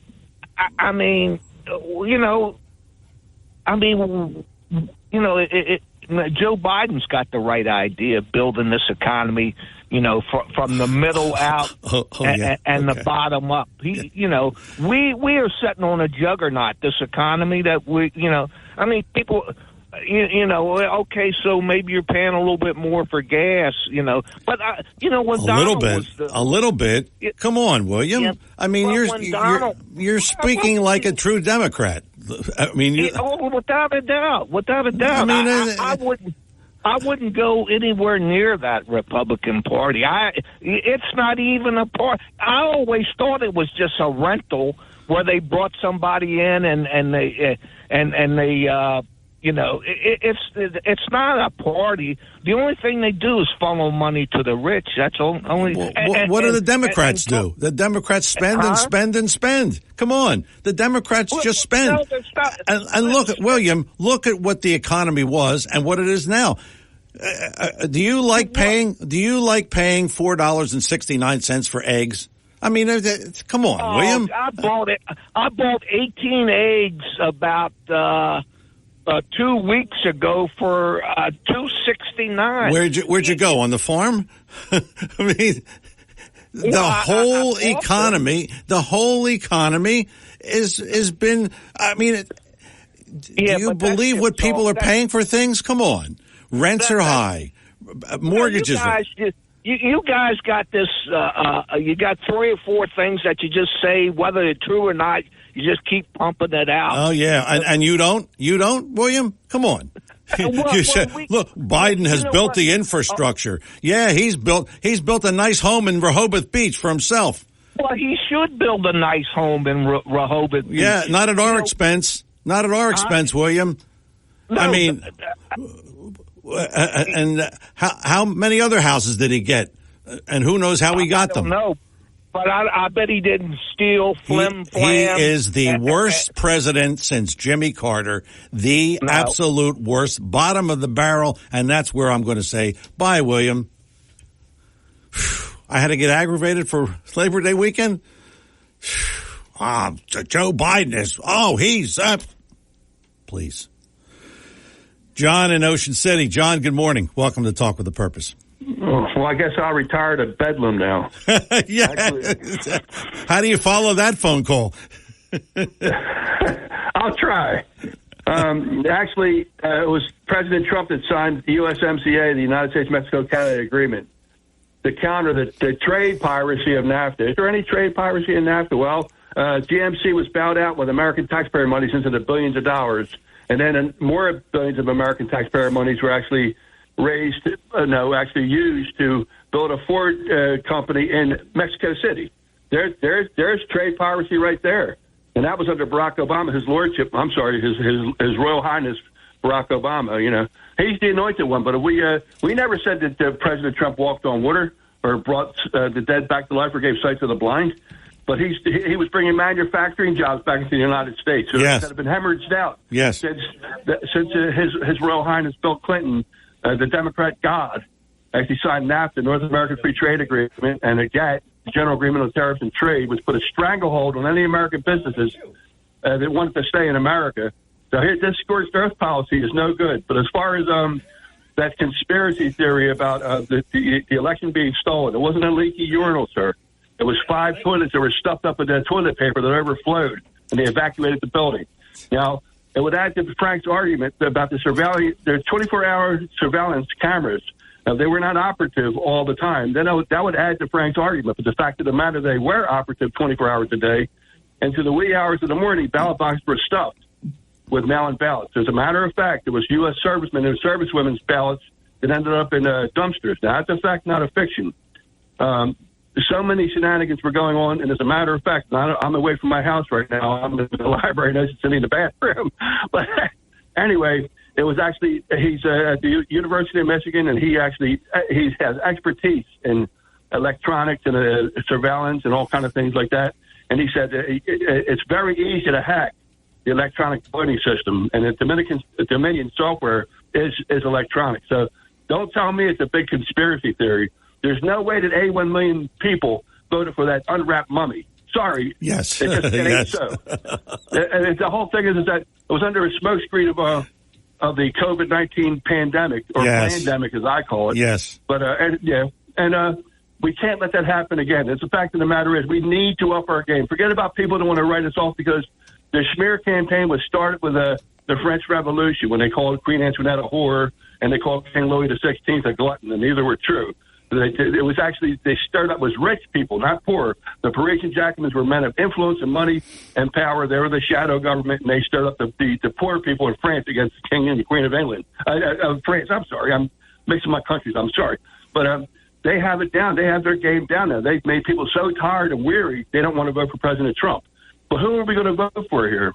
Because all he has to do is the way President Reagan trounced Carter in the 1980 presidential debates.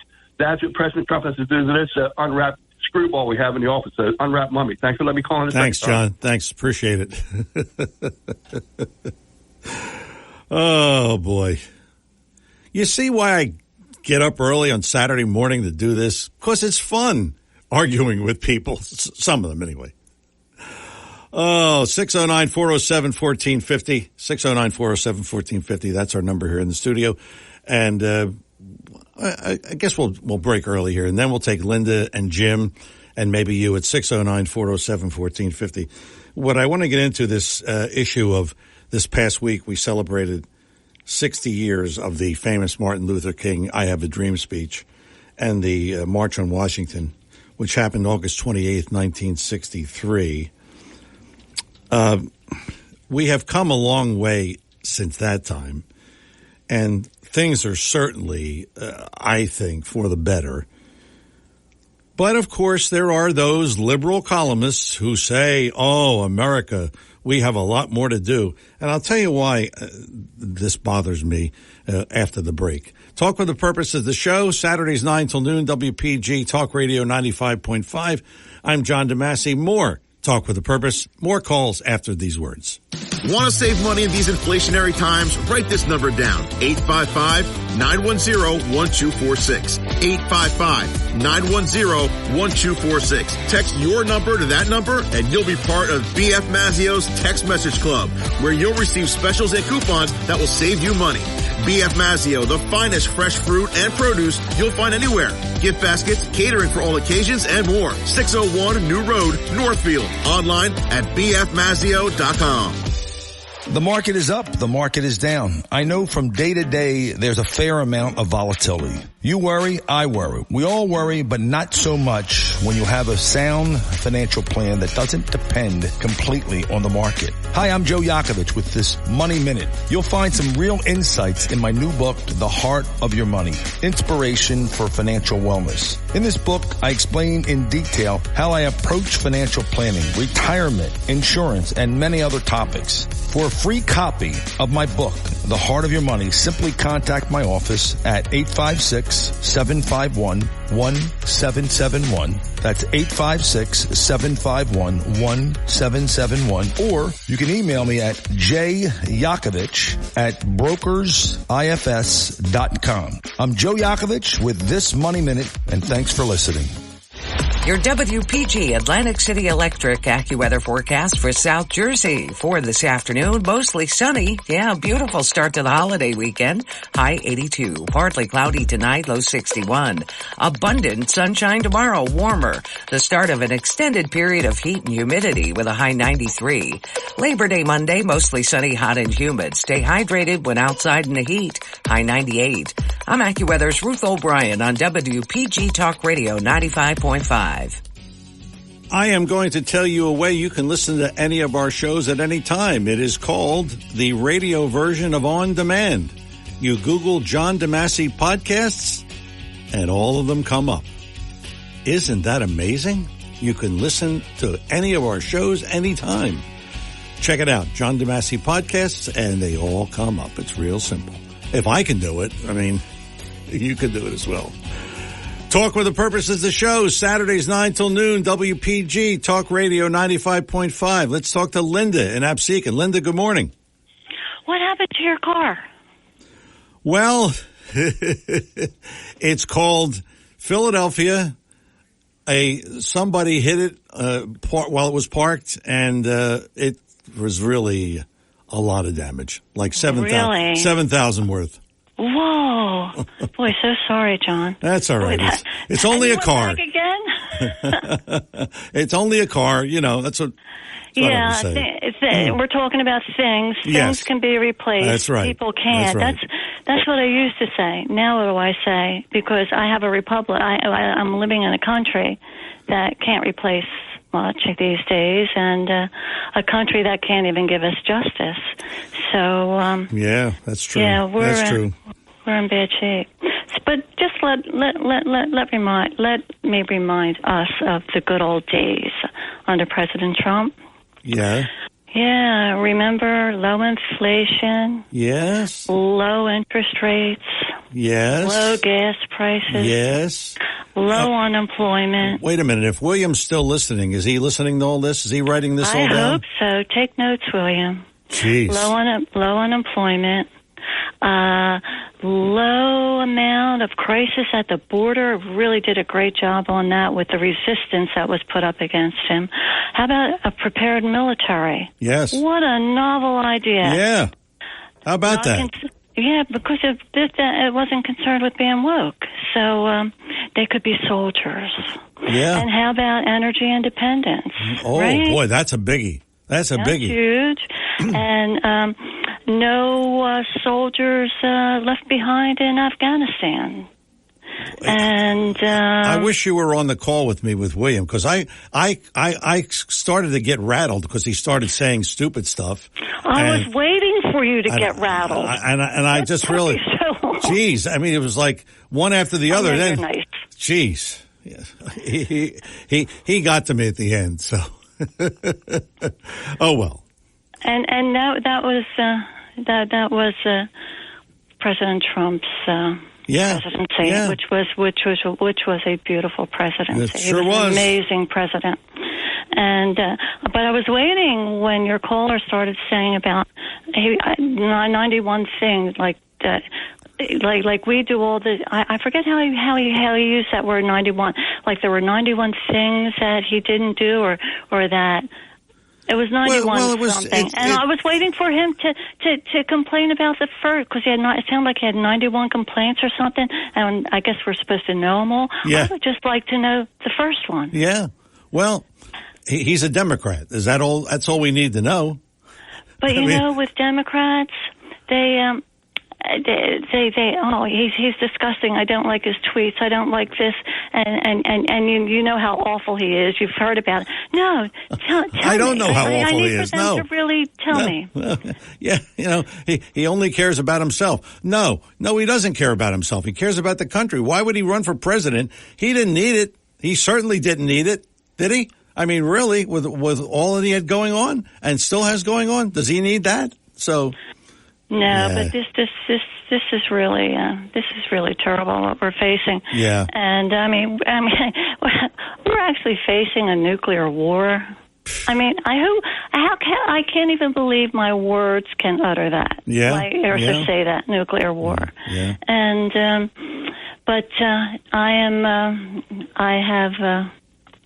I don't know. I think he could. I think he would win. I think he should win.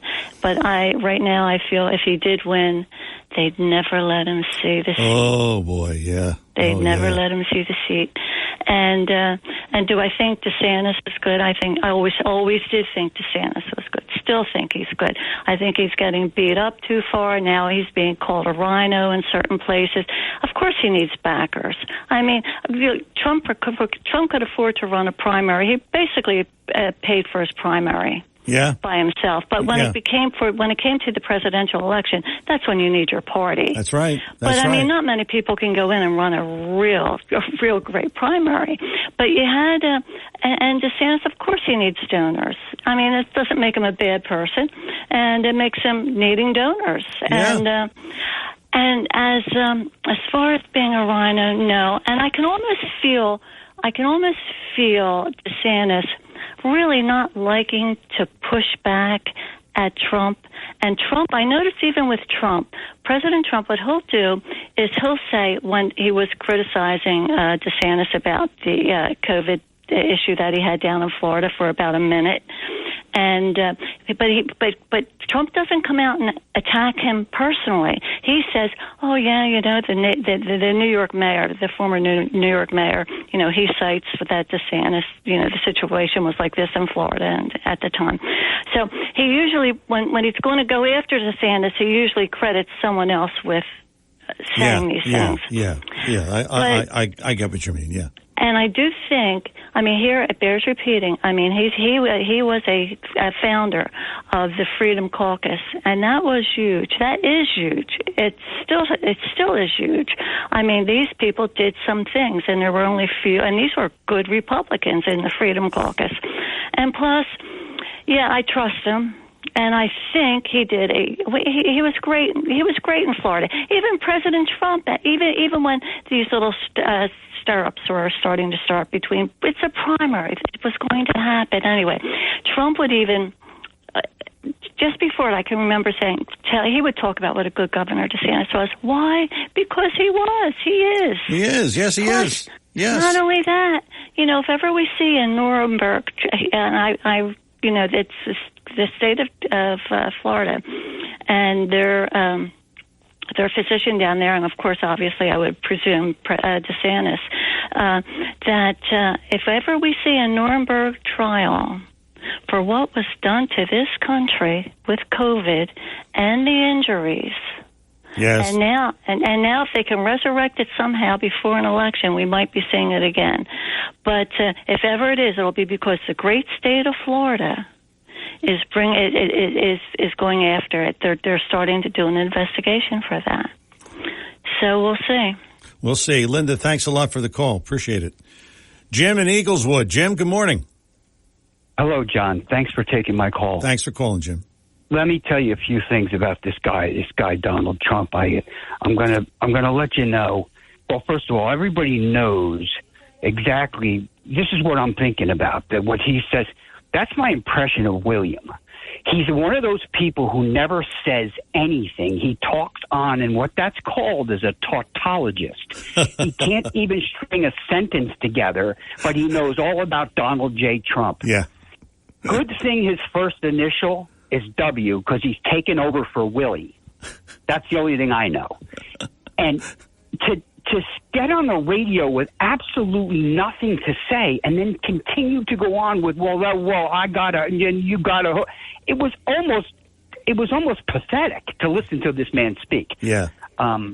He knows nothing about Donald J. Trump. Donald J. Trump is the only president that's ever meant anything in this country. Yeah. Thanks, John. Thanks a lot for the call.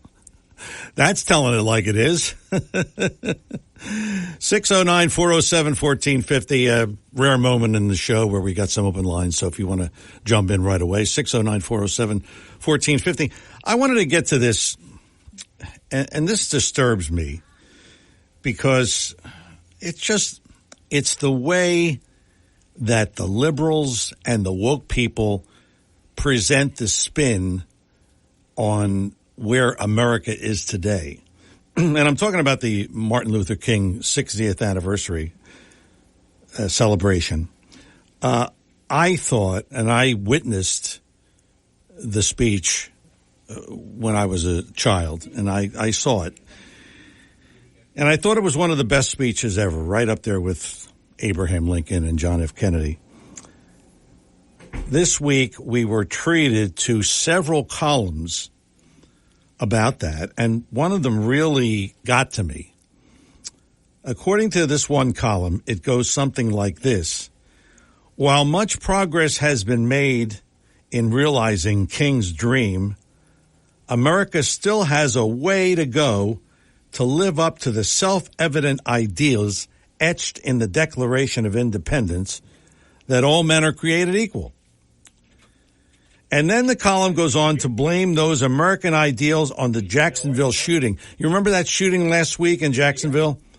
A 21-year-old white male, it was revealed, had writings, and he reportedly hated black people. Well, that isn't our fault, is it? And then it goes on to say that these killings join a long list of mass murders fueled by racist hate. And it goes on to mention Buffalo, New York, El Paso, Texas, Charleston, South Carolina. And then it says the systemic racism is baked into many parts of society, which keeps many black and brown people living on a lonely island of poverty in the midst of a vast ocean of material prosperity. That is a bunch of crap. Blaming America for the problems associated with racism, I mean, those shooters in those incidents were fanatics. I mean, you can't legislate that kind of thing. You can't stop. I mean, that kid in Jacksonville, he was crazy. I mean, this racist hate, where it comes from, who knows? But it's not baked into the society of America. I mean, it's ridiculous. It really is. It just goes to show you. Any way they can blame or they can turn a situation to blame America, they do. DJ in Summers Point. DJ, welcome. How you doing? Good. John, on that, what you just said, I've reached a point in my life, I don't even listen to that stuff anymore. Yeah, well. It's the same old stuff. Yep. What's that, the Four Tops? It's the same old song. Yeah. Different beats. Yep. Since you've been born. Yeah. It's like listening to the same joke over and over and over again. So you just tune it out and you go on for something that's really newsworthy. Yeah. I suppose you're right. It just happened to be that I was reading the paper and I saw this column and I started looking at it. Oh my God. It just got to me. It just really did. So. Well, you got to remember, they got to write about something. Yeah, that's right. They got to fill space. Unfortunately, the people that do start shooting people, and they target people, they are squirrels. It'd be great if you had a heads up ahead of time what they're going to do, but unfortunately you don't. You go back in the history of the United States, there's been mass shootings before, and there's going to be mass shootings again, or individual shootings, and you just deal with it the best you can. I guess so. I guess I got to look at it that way. I guess I got to stop reading. And I hate it. I'm not going to say I say it, but when they do have shootings like that, and there's exchange of gunfire with the shooter that's taken out 5 or 6 or 10 people, I always pray at the end when I read it is that the shooter committed suicide or the shooter was taken out by police. Yeah. I really don't want to hear they were taken into custody. Yeah. All right, because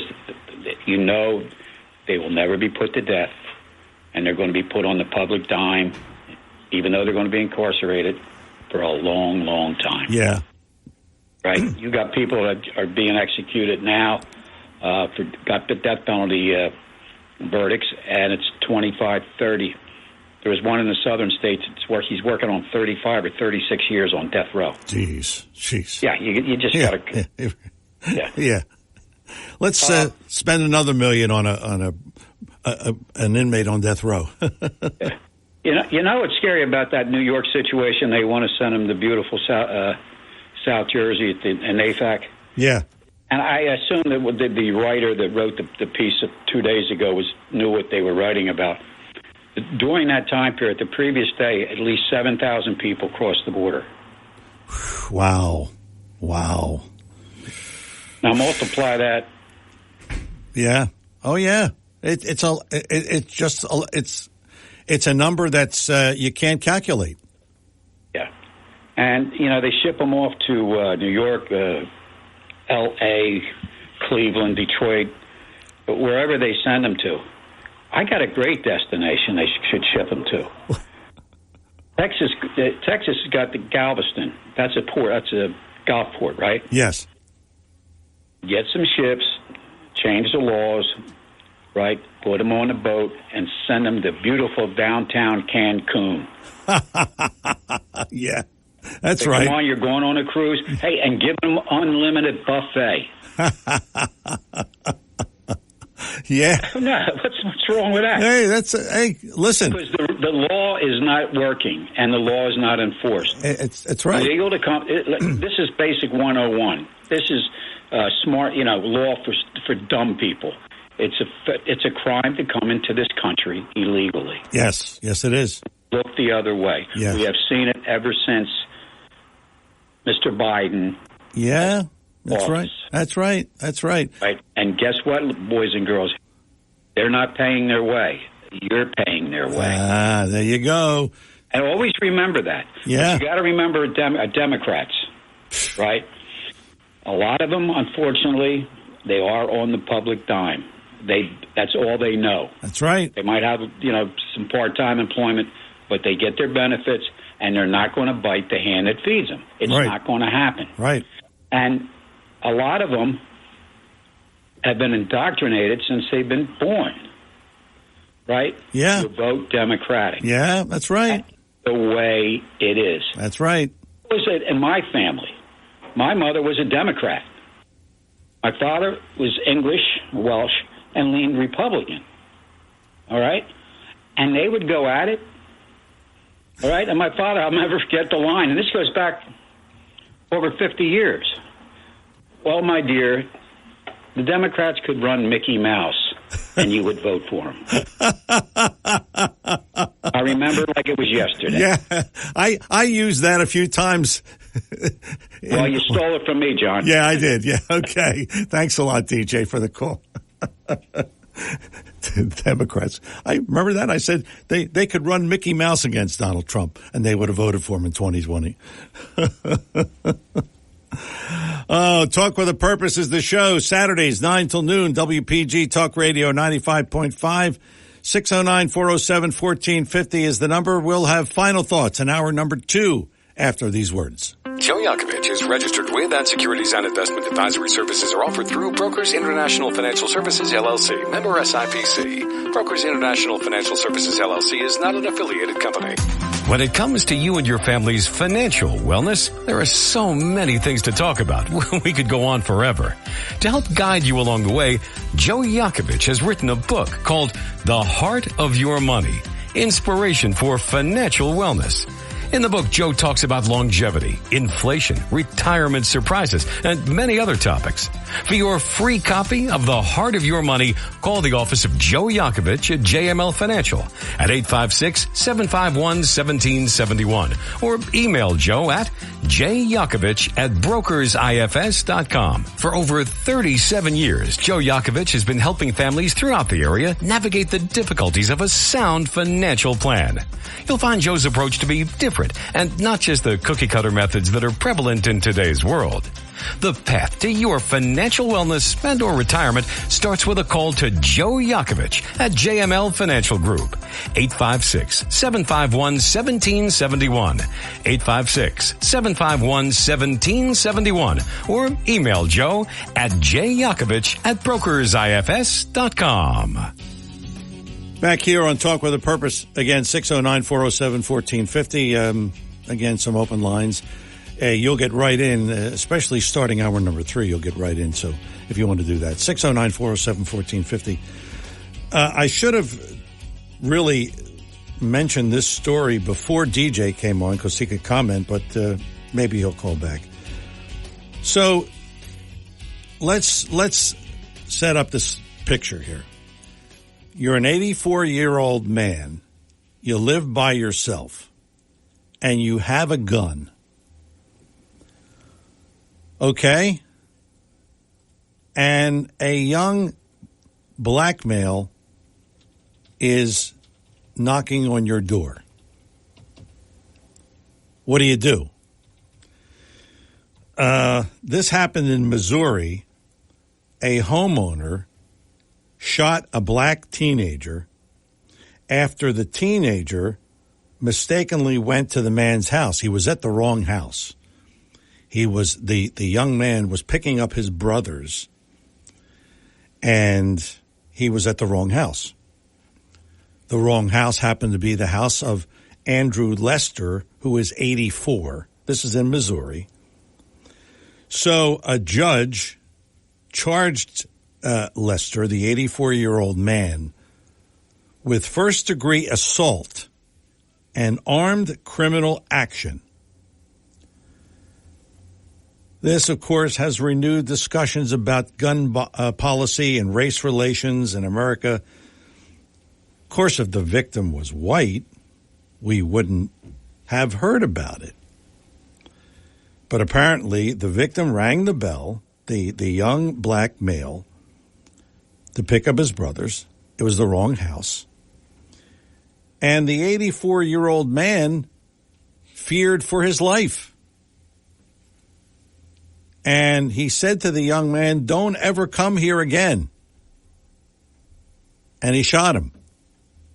Shot him in the head. And then he shot him in the arm. So now the judge issues the ruling that he's going to charge this 84-year-old man with first-degree assault and armed criminal action. An 84-year-old man could end up doing jail time? What? I guess if you're 84 and you live by yourself, maybe you fear for your life. Maybe you do. Especially if you never saw a black person at your door. I don't know what to tell you, but this is another classic case. So if you want to talk about it next hour, we can. What to do in that situation? That is the question. 609-407-1450. That'll be our number in the next hour. Hour number 3, a lot to talk about here on the show. Talk about they're bringing up the situation of reparations again. Oh, my goodness. Oh, I don't know what to tell you. We'll talk about that and other things. Talk with a Purpose. Hour number 2 in the books. Hour number 3 on the way. Don't go away.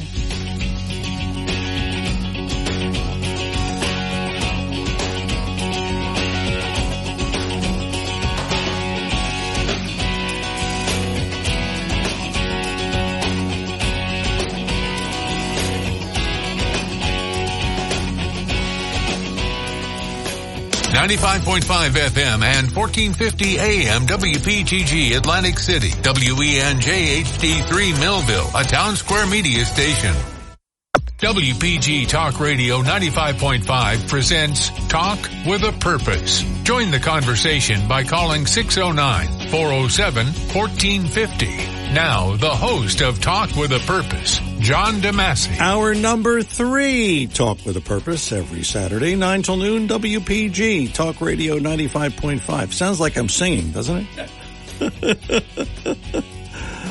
Oh, if I did that, boy, I wouldn't have any listeners then after that. Hour number 3, of course, 609-407-1450. Got a couple open lines, so you can get in right away. 609-407-1450. That's our number here in the studio. Because, I tell you, I should take what DJ said and just really stop reading. But then if I stop reading, a lot of times that's how I get these topics, because I say, geez, I got to talk about that. That makes me angry. So I talk about things that make me angry. That's what I do. Because it's the right thing to do. That was the headline that I read the other day in the newspaper. And it was about reparations for slavery. Here we go again. In Philadelphia, my favorite city, a reparations task force is formulating, and it looks like it's gaining steam. The vision for this campaign is, you ready for this? Massive wealth redistribution, healing and repairing in the city through the faith community. Participants in the course will meet regularly and continually hear news of the progress of these individuals and their communities. Look, here's what I want to say. As one famous person once said, let me say this about that. You cannot legislate wealth. You cannot legislate achievement. You cannot legislate equality. It's not our system. And I mean equality, wealth equality. It's not our system, and we should not try to make it our system. If you want to get ahead, get more educated, take more classes, work harder, and you will see the results naturally. This thing about wealth redistribution. Hey, let's go up to some billionaires and say, can I have $1 million of yours? Sure. So if I take $1 million from 10 billionaires, I got 10 million. I mean, that's easier than working for it, don't you think? Just drives me crazy when I read stuff about that.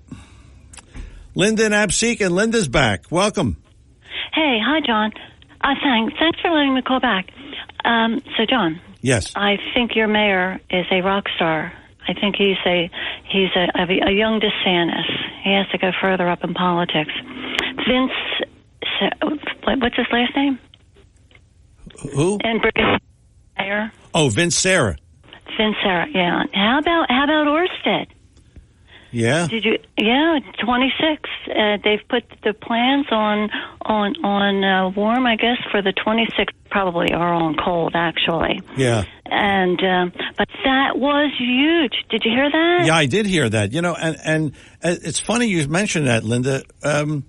We've tried to get him on the show recently, and he has not returned our calls. So I did. Don't tell me that. Yeah, really. I don't like that. Yeah, I mean, I did try a couple of times to call him and left messages and no returned calls. So apparently, who knows if he got it or not? I don't know if he. Well, we'll give him the benefit of the doubt. Yeah. Here now. Yeah, okay, we'll do that because he has been amazing, and I have to compliment Cape May County the courage of their politicians and what they've had to put up with. They're even being sued. Yeah. And then, I mean, Atlantic City, Ventnor, Margate, and Longport, it was like, where are you? Except for there's one talk show host who lives in Ventnor who is excellent, and she was very proactive, her and her husband.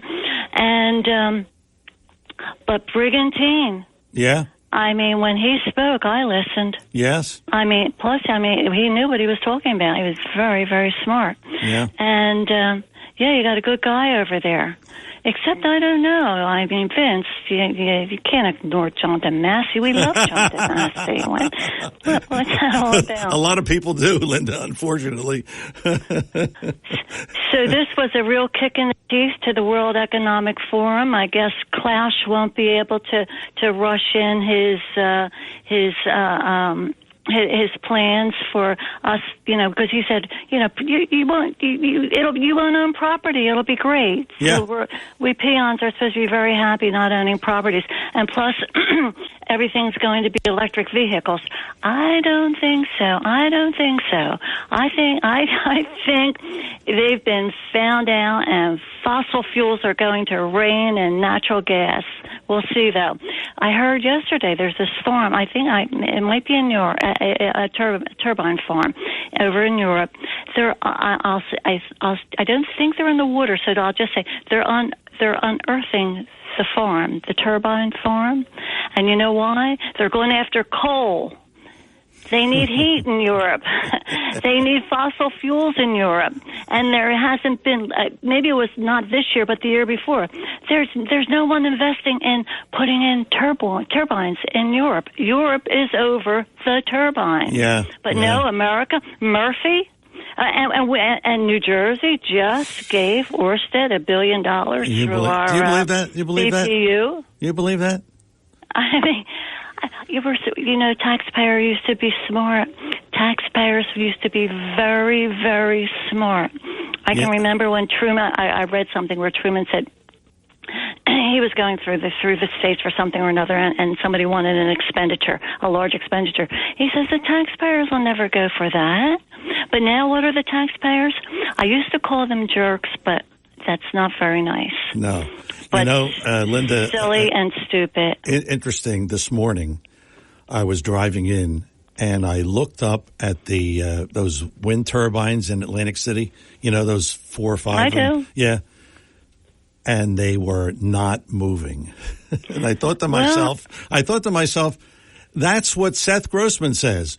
When the wind isn't blowing, they're not moving. And the wind wasn't blowing. But you can't blame the county exec. He got 11 employees. Is this guy going to have tails in this election? He's going to have.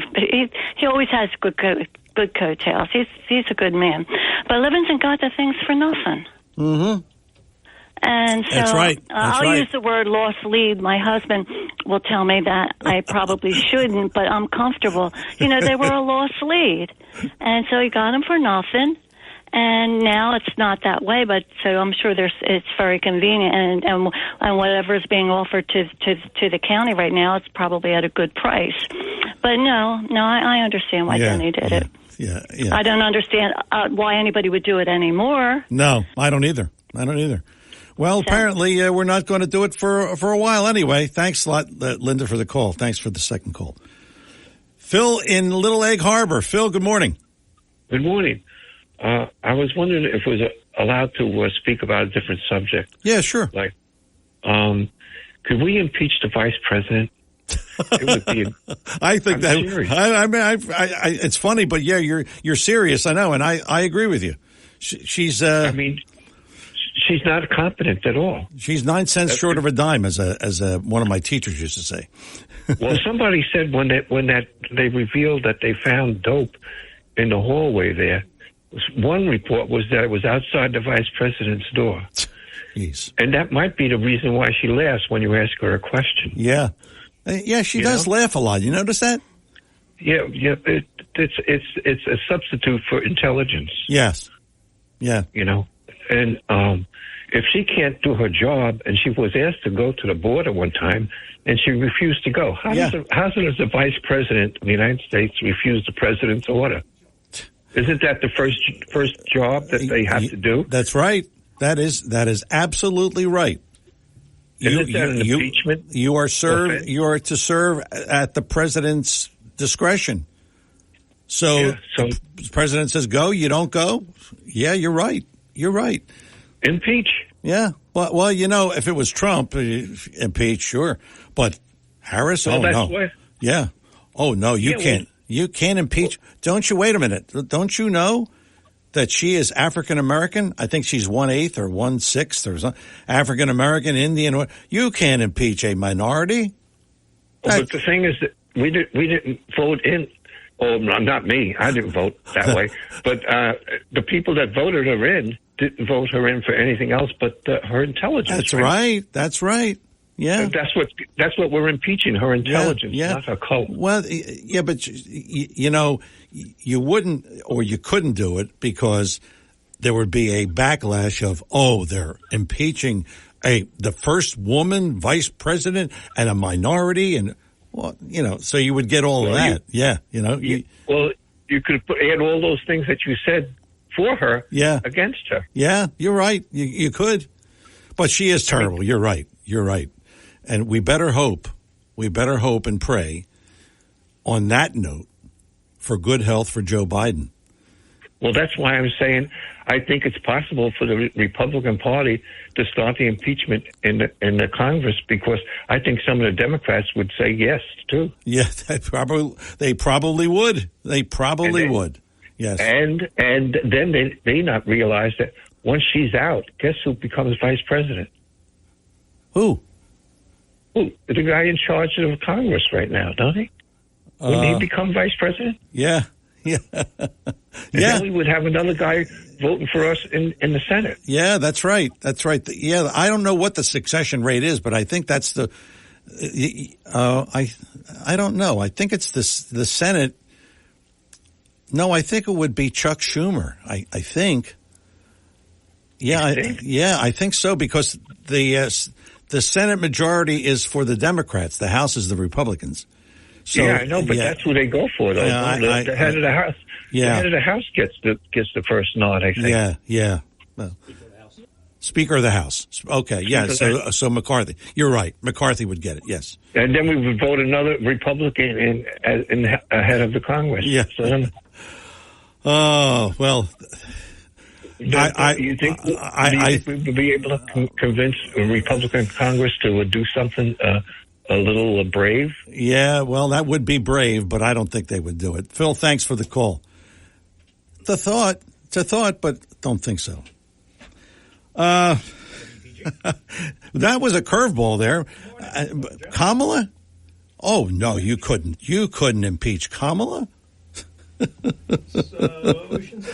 Oh, we're really getting a smorgasbord of topics today here on the show. 609-407-1450 is the number. The Texas Supreme Court has allowed a new state law banning gender-affirming care for minors to take effect, and this happened yesterday, setting up Texas to be the most populous state with such restrictions on transgender children. Legal advocates who sued on behalf of the families and doctors, including the ACLU, called the law and the High Court's decision Tuesday cruel. More than 20 states have adopted laws to ban some gender-affirming care for minors, although some are not yet in effect. The Texas law would prevent transgender minors from accessing hormone therapies, puberty blockers, and transition surgeries, even though medical experts say such surgical procedures are rarely performed on children. So, Texas kids are safer today because of the Supreme Court ruling, said Jonathan Covery. He is the policy director of Texas Values, a conservative group that supported the law. I don't know about you, but to me, children should not be prescribed hormone blockers or anything else related to transgender issues. It should be an adult problem, at least. The minimum age would be 16, I think. Maybe even 18. But kids, hormone blockers, no, I don't go for it. Who's first on here? Chris in Summers Point. Chris, good morning. Hi, good morning, John. How you doing? How you doing, Chris? I was going to say about the whole thing with that, there's a couple points, but with that whole thing about white supremacy is the biggest threat. That's a bunch of nonsense. Oh, yeah. Yeah, it is. It is. Well, he's a crazy guy, obviously, we know that. But, I mean, there's enough violence going on both sides. You just get underreported on the other side, so they magnify it when it happens on our side because it's like, oh, another white guy chasing out black people, which we both know doesn't happen every day. Right. That's right. At the end of the day, it's just some kook, some nut. Call it what it is. But the biggest threat to this country, I believe, is China because China's ramping up their military. I think they're going to do something next. I think if anything's going to happen, it's going to happen with China, not with this other nonsense we're talking about. Yeah, that's right.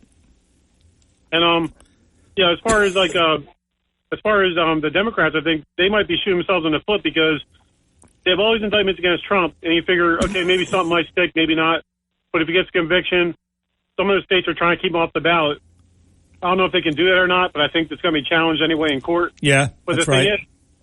is, if they try to keep him out from winning the primary, you and I both know, John, any other candidate like a Nikki Haley or Ron DeSantis could definitely beat Biden hands down. There won't be all that garbage going along that the nonsense that Trump has going on with Yeah, it. that's right. So, I mean, yeah.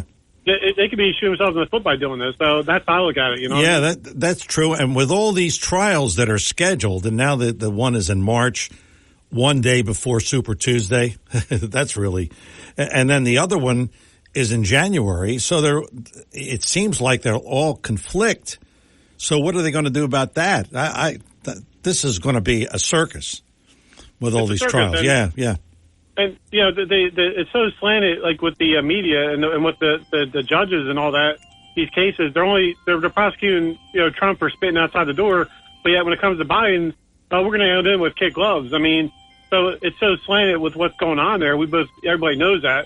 So that could also work against him too, because everybody likes an underdog, and that's what Trump is right now. Yep. So I get that disenfranchised vote or that swing vote where normally he wouldn't have got. You know what I mean? Yeah. You have some nice wind chimes there, Chris. That's back there. Oh, yeah, it's in the background. Thanks for the call, Chris. Appreciate it. We're coming up on a break. We'll talk to DJ after the break at 609-407-1450. I know what he's going to comment on. Talk with a Purpose is the show. Saturdays 9 till noon. WPG Talk Radio 95.5. I'm John DeMasi. We'll come back with more of the show, more of your calls in just a moment. Want to save money in these inflationary times? Write this number down. 855-910-1246. 855-910-1246. Text your number to that number and you'll be part of BF Mazzio's Text Message Club, where you'll receive specials and coupons that will save you money. BF Mazzio, the finest fresh fruit and produce you'll find anywhere. Gift baskets, catering for all occasions, and more. 601 New Road, Northfield. Online at bfmazzio.com. When it comes to you and your family's financial wellness, there are so many things to talk about. We could go on forever. To help guide you along the way, Joe Yakovich has written a book called The Heart of Your Money, Inspiration for Financial Wellness. In the book, Joe talks about longevity, inflation, retirement surprises, and many other topics.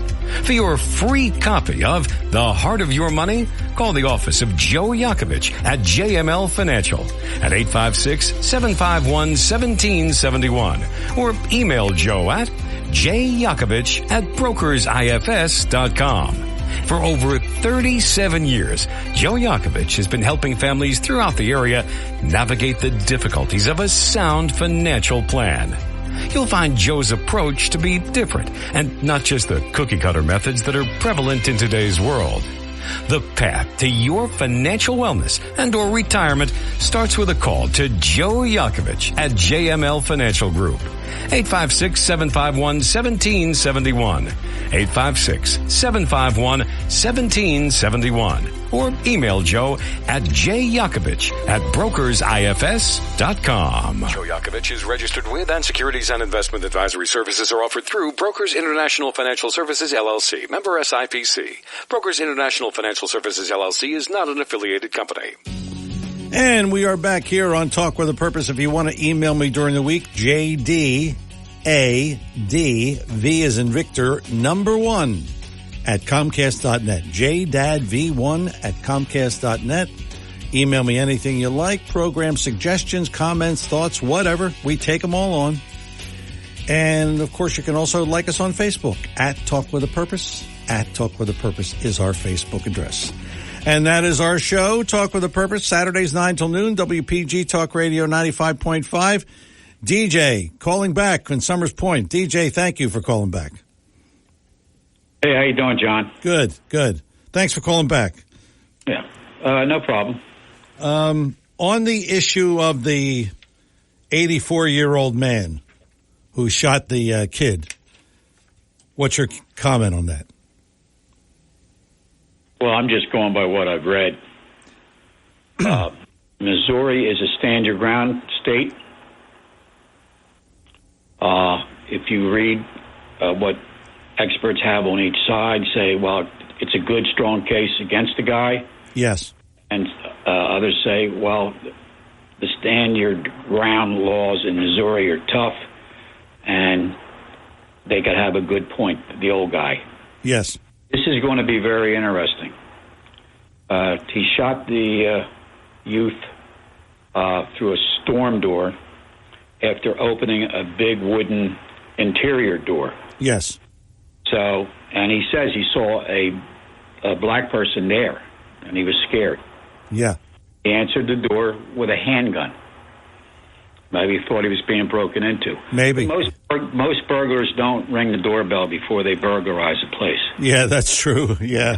That's just my training, but what do I know? Yeah, that's right. The prosecutor, he's got his case. It's a shame because the kid just went to a place that he thought was should have been 115th Street, and he went to 115th Terrace. Oh, okay. So he got it mixed up. Was it extremely late at night? No, it wasn't. It was around 10 o'clock. Yeah. So the shooter was taken into custody. He wasn't charged that night. In fact, he was released within about 2 hours. Okay. No bail. He was released. And, of course, it took a while to get to the charges and the investigation. The family, families that get involved in situations like this aren't playing around when they have the name Barry Crump ring a bell. Yes. He's noted civil rights attorney. Yes. Litigation attorney out of Florida State. Yes. So he's all over this. And he's been on the talk shows. So it's going to be very interesting how this goes. He was charged with, this is really first-degree assault. Yeah. You know how much you can get on that charge if you are found guilty? How much? Are you sitting down? Yeah. You can get up to life. Whoa. And the prosecutor's saying we're not pursuing hate charges at this time. And, of course, the attorney wants hate crimes, and so does the family. But they said if he was convicted of the hate crimes, it's less time than the first-degree assault conviction. Jeez. So that's the state of Missouri. There's a GoFundMe page for this youth. Guess how much they raised? I don't know. A lot of money, probably. $2.9 million. Oh, my God. Oh, wow. And I got that from two sources. So Jeez. People are concerned what happened. And this is kind of unique, too, because down the road, this is going to be an interesting case. The shooter's grandson threw him under the bus. Really? Yes, saying he does not have the greatest admiration and respect for black people. Oh. Exact words, all right, but said his grandfather has some strong ideas. Oh. So it's going to be a very interesting case. Boy. Unfortunately, though, the young man looks, what I'm reading, is he's coming back, but he did have some trauma to his head, which affected memory, speech, stuff like that. But he's probably going to make a full recovery. Well, that's good. That's good. But these people that shoot, people come to the door and they say, "Well, I'm scared," and bang bang. I got a problem with that. Yeah, I do too. Yeah. 84. He doesn't look like he's slowed down. I didn't read any infirmities that he had. That's like that kook a few months ago. I forget what state. Remember, he killed the girl. They were in the driveway making a U-turn to go back the right way. Yeah. And he fired at the car, killing her. Yeah. Yeah. Oh, by the way, no words were exchanged between this shooter and the kid. Boy, nothing boy. was said. Like, hey, what do you need? What do you want? Yeah, I would think that you would say something before you shot, wouldn't you? I mean, that's kind of normal. Hey, I've had people knock on my door at 2, 3 in the morning. Yeah, I mean, I would think at least have a conversation, not open the storm door, but say, what would you want? And he'd say, well, I want my brother's, got the wrong house. That's all.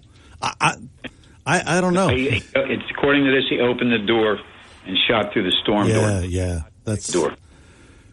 Boy, you can see it plain of day. They had some pictures of it. Yeah, it's going to be an interesting case. Yeah, we'll see. Thanks for calling back, DJ. Appreciate it. 609-407-1450. Let's talk to where we go. Steve in Absecon Island. Steve, good morning. Welcome. Good morning, John. Hey, I just wanted to say, always a terrific program. Thank you. And how many cups of coffee do you drink in the morning before you get revved up? Because you were getting revved up with that guy. What's his name? William. Yeah. Well, he always revs me up. Yeah. It was like a slow fuse for you. Yeah. It was like a slow fuse. I'm telling you, you were doing good there for a little bit. Yeah. But then, the stuff. Oh, there's 91 things about Trump and that. Yeah. Well, we all look. I voted for Trump twice. I like his policies. I don't necessarily care for his demeanor, but I'm voting for his policies. I'm not voting for his personality. Right. That's right. Although we did discuss that a politician has to have the same qualities as a marketeer like yourself. They have to be personable. Yeah. They got to be persuadable. Yeah. And they have to have a good product under their belt. Yeah, that's right. and that's why Lexus of Atlantic City has you as an advertiser, because you're persuadable, you love the product, and you're likable. Yeah, well, thank you, but I just tell the truth about the car. It's a no-brainer to me, Sure, absolutely. I have 3 points I wanted to bring up about our current state of affairs in this country. On the domestic policy front, the 3 biggest issues for me, and probably for a lot of people, are taxes, voting, and resources in terms of jobs. And I speak about taxes all the time. If they keep increasing taxes, you can't increase it. You cannot increase the number of hours that you can work. There's only 2,080 workable hours in a year. Yes, sure, you can work overtime, but it's 8 hours of work, 8 hours of sleep, and 8 hours of leisure. You really, to break up that 24-hour day. Yes. In terms of voting, if we don't have 1 day of voting, one person, one voting, stop the ballot harvesting and all these other euphemisms for voter fraud, where they're not voter fraud. Ballot harvesting's legal, and mail-in voting, whether you're out of town or not, is legal, and such. If we don't stop that, we'll never change our politicians. Now, I wanted to talk about resources and jobs under the domestic policy. Okay. Now, Seth brought up a good point, and he was saying it pretty much right in our face, that we don't have enough resources in terms of material, energy and jobs to support the millions of people coming in from primarily the southern border and coming in under the visa programs, like the H-1B visas for white-collar jobs in the engineering, STEM sciences Yes. Disciplines. We just don't have enough jobs. So what the world is doing, because they can't beat us militarily for our resources, they're like a parasite, sending people into our country using our own laws to grab our resources, like the H-1B visa law program that Congress put through maybe 30, 40 years ago. And it's just, they bring in 65, 100,000 people under the STEM sciences, and it stops engineers who are U.S. citizens who even signed up for selective service. Maybe they didn't serve in the military, but they signed up for selective service. You did, didn't you? Yeah, yes. And and they take our jobs because companies want the inexpensive labor. I don't like to use the word cheap. They want the inexpensive labor, and it reduces rates for white-collar professionals in the STEM disciplines. And yet we have to put up life and limb for our country, and we get sold out by, United States companies that are headquartered here in the States. Yeah. And the congressmen and the senators all vote for these H-1B visas. Well, I call them the alphabet visas because I told you about on the boardwalk in Ocean City, they bring in the that I know, yeah. But they and they get the tax credits for it. Look, I don't agree with it. I'm just sorry, John. I just don't agree with it. It's the fleecing of United States citizens. And I heard a good program. Do you listen to Victor Davis Hanson at any time? A little bit. He made some really good points about San Francisco, that they're in the doom loop, that because they have all this defunding and this woke agenda, they're losing their businesses, their tax base. People are moving. So they want to increase more. They want to increase the taxes again, but there's nobody to tax. Yeah, that's a problem. Right. So, like I said, John, with the resources, we're being eaten from inside out, and the Congress and the Senate and Biden, the president, they're all selling us down the river, and they're enriching themselves and not putting policy in place that really impact the quality of life of citizens of this country. Yeah, that's right. So what do you?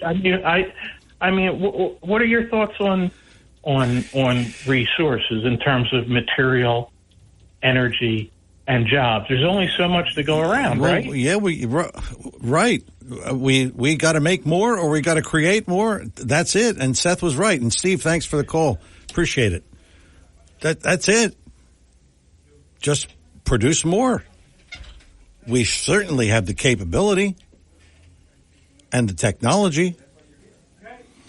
Talk with a Purpose is the show. Saturdays 9 till noon. WPG Talk Radio 95.5. Dan, John, and Sarah in that order. And maybe you at 609-407-1450. More Talk with a Purpose in just a moment. If you're interested in driving one of the finest automobiles on the market today, then you'll want to check out all of the fabulous new and pre-owned Lexus at Lexus of Atlantic City. Lexus of Atlantic City, 3169 Fire Road in EHT. Driving a Lexus is like no other vehicle on the market. Test drive one for yourself at Lexus of Atlantic City. Whether it's new or pre-owned, you'll be more than satisfied. In fact, Lexus is consistently #1 when it comes to customer satisfaction. Visit Lexus of Atlantic City, 3169 Fire Road in EHT. Or you can check out their outstanding selection of new, pre-owned, and L-certified pre-owned vehicles on their website, LexusofAtlanticCity.com. That's LexusofAtlanticCity.com.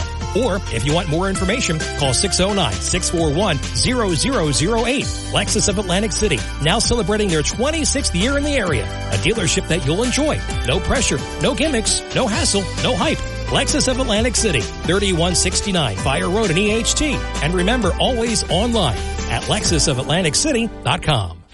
Your WPG Atlantic City Electric AccuWeather forecast for South Jersey. For this afternoon, mostly sunny. Yeah, beautiful start to the holiday weekend. High 82. Partly cloudy tonight, low 61.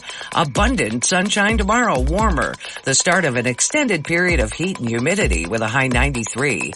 Labor Day Monday, mostly sunny, hot and humid. Stay hydrated when outside in the heat. High 98. I'm AccuWeather's Ruth O'Brien on WPG Talk Radio 95.5. Back here on Talk with a Purpose, 609-407-1450. Let's talk to Dan in Linwood. Dan, good morning. Welcome to Talk with a Purpose. Well, I haven't spoken to you in quite a while, so sorry to hear about the Lexus. Well, look, it's a car. It's fixable, so I'll get it back one day. I'm going to help your caller out with the succession to the presidency. So this is the way it actually works. In the case of Kamala Harris, first of all, on impeachment, there's no high crime, misdemeanor, bribery, or, you can't impeach her for being incompetent. Yeah, that's true. She is, but there's no case there. But even if there was, the Speaker of the House would not ascend to the vice presidency, the president, like Richard Nixon did when Agnew got in trouble. Yes. He just merely appoints, and the Senate must approve. He appointed Gerald Ford, and the Senate approves it. And that's just the way it works. Yeah, okay. Thank you for clearing that up, yeah. I wasn't sure. Speaker of the House only ascends to the presidency if both the president and the vice president are unable to serve. Then the Speaker of the House, then the second after that is the Senate pro tem, and that would be a lady named Patty Murray out of Washington. She would be after McCarthy at this point.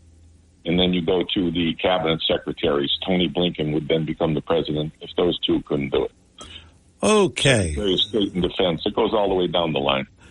Thank you for the Civics 101 lesson. Yeah, that's and I want to comment about the windmills and the great job the public and Jeff Van Drew have been doing, because they're coming on board, but it's a forced action. Yes. There's money and credits and everything else going, just like the electric cars, because Obama's guy, Mr. Biden, he wants to give $12 billion to the auto industry to retrofit to make more cars that people can't afford. And Ford lost between $5 and $8 billion. And what happens to the consumer is, as they go to the electric cars and lose money, they have to make up the profits, so they just get to charge John and Dan a lot more money for the regular cars. Oh, so the okay. Car has to go up, because that's the law of the jungle out there. Yeah. I think, wasn't there something where they said they want all electric cars by 2035? Wasn't that something I heard somewhere? Well, if you want to do one day, if you just make a mental note and you're driving or you look into a parking lot, you'll see maybe 300 cars before you see 2 or 3 Teslas. Yeah. So if you're going at that rate, it won't be 2035. It'll be never. I hope so. That's just one of those things. And the idea coming up is the impeachment inquiry that they're going to do is very important, because that gives the Congress, the committees, much more power to actually get the financial records and the emails. They could subpoena that, and then they could go right to court with it, because once you find out where, like in anything else in life, once you find out where the money came from and went to, which is a very simple thing, you have your answers. Yeah, that's right. If his family is benefiting, even if he's not, that still comes under the bribery statute. Okay. Because a lot of money, of course, Hunter made the statement that I have to give half my salary to my father. So,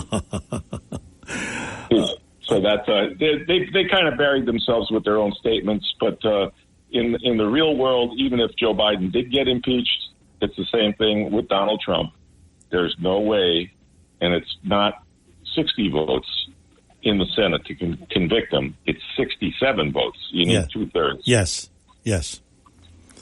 And we got to do something about getting Mitch McConnell, Dianne Feinstein, Fetterman. They have to find out if these people aren't capable of doing the work. I mean, Dianne Feinstein, she basically gave her power of attorney to her daughter to run her regular life. So how's she going to represent 40 million people in California if she can't do her own stuff? I was wondering that too. I mean, how could you? She should just resign. I mean, come on. She was at a vote, and her the staffer was prompting her, just say yes, just say yes. Yeah. And she finally said yes. Yeah, I remember. I saw that. Yeah. That's not what the people of California bargained for. No. They representatives who kind of knows where they are. Yeah, that's right. Hey, Dan, thanks for calling back. Haven't heard from you in a while, but good to hear from you. John in Ocean City. John, good morning. Yes, good morning. Yes, with that botched departure from Afghanistan, it's a matter of time before China makes inroads into Afghanistan. There's more lithium in it than there is poppy. Okay, and also, and there's also about 90% of cobalt in the Congo, and it was actually Hunter that ceded on the board of directors. Hunter ceded that into the hands of the CCP, and of course he had to keep a portion of it for the big guy. The money that they made, $3.8 billion worth of money, that being. Those batteries are going to be in those electric cars mainly are made of lithium and cobalt. Yeah, we don't have people that know what they're doing running our country, but they're perfect stooges is what they are, as far as I'm concerned. But it was actually Joe Biden that actually had said that white supremacy was the biggest threat to America. And also, we noticed the mass media, they underreport when black people do crimes against white people, but over-report when white people do crimes against black people. Am I correct or no? Right, that's right. That's exactly right. So the whole thing is that those people that are aloof are not going to be affected if white and black people are at each other's throats. And as a matter of fact, the Gleavitz Tower incident was blamed on Poles, but Hitler had Panzer divisions lined up on the Polish border all the time. They burned the Reichstag building down. The Nazis burned the Reichstag building down and blamed it on communists. Yeah. The foundings of the Weimar Republic were blamed on Jews. So who are making scapegoats here? We're not making scapegoats on the right. We're trying to figure a way out of this mess that we're in. China dominates the 5 oceans. China's making inroads into Africa. There's fertile soil there. There's all kind of minerals and metals underneath the ground there, cobalt included, and it's very fertile soil. Good for feeding about 1.5 billion people now, I would think. So yeah, our biggest threat are the BRICS countries, and the 2 leaders of the BRICS countries are China and Russia, and they do want to undermine the U.S. dollar. So the infighting has to come to an end sometime, doesn't it? Thanks for letting me call in. Thanks, John. Thanks for the call. And let's talk to Sarah. Sarah is with us. Good morning, Sarah. Welcome to Talk with a Purpose. Yes, good morning. I hope all is well. Yes, and with you too. Yes, and to William and Pekka, I'm speaking for myself. No one is making me talk. I have my own mind. And what I say comes from what I believe. And I believe that Donald Trump is the best candidate. Joe Biden has been a complete and utter failure. I was on the other side. I believe like you two believe. But now I've woken up. Never have I seen America so destroyed, upside down, inside out in my life. I'm putting away money, saving money in case I don't know what's going to happen. I'm always thinking the worst.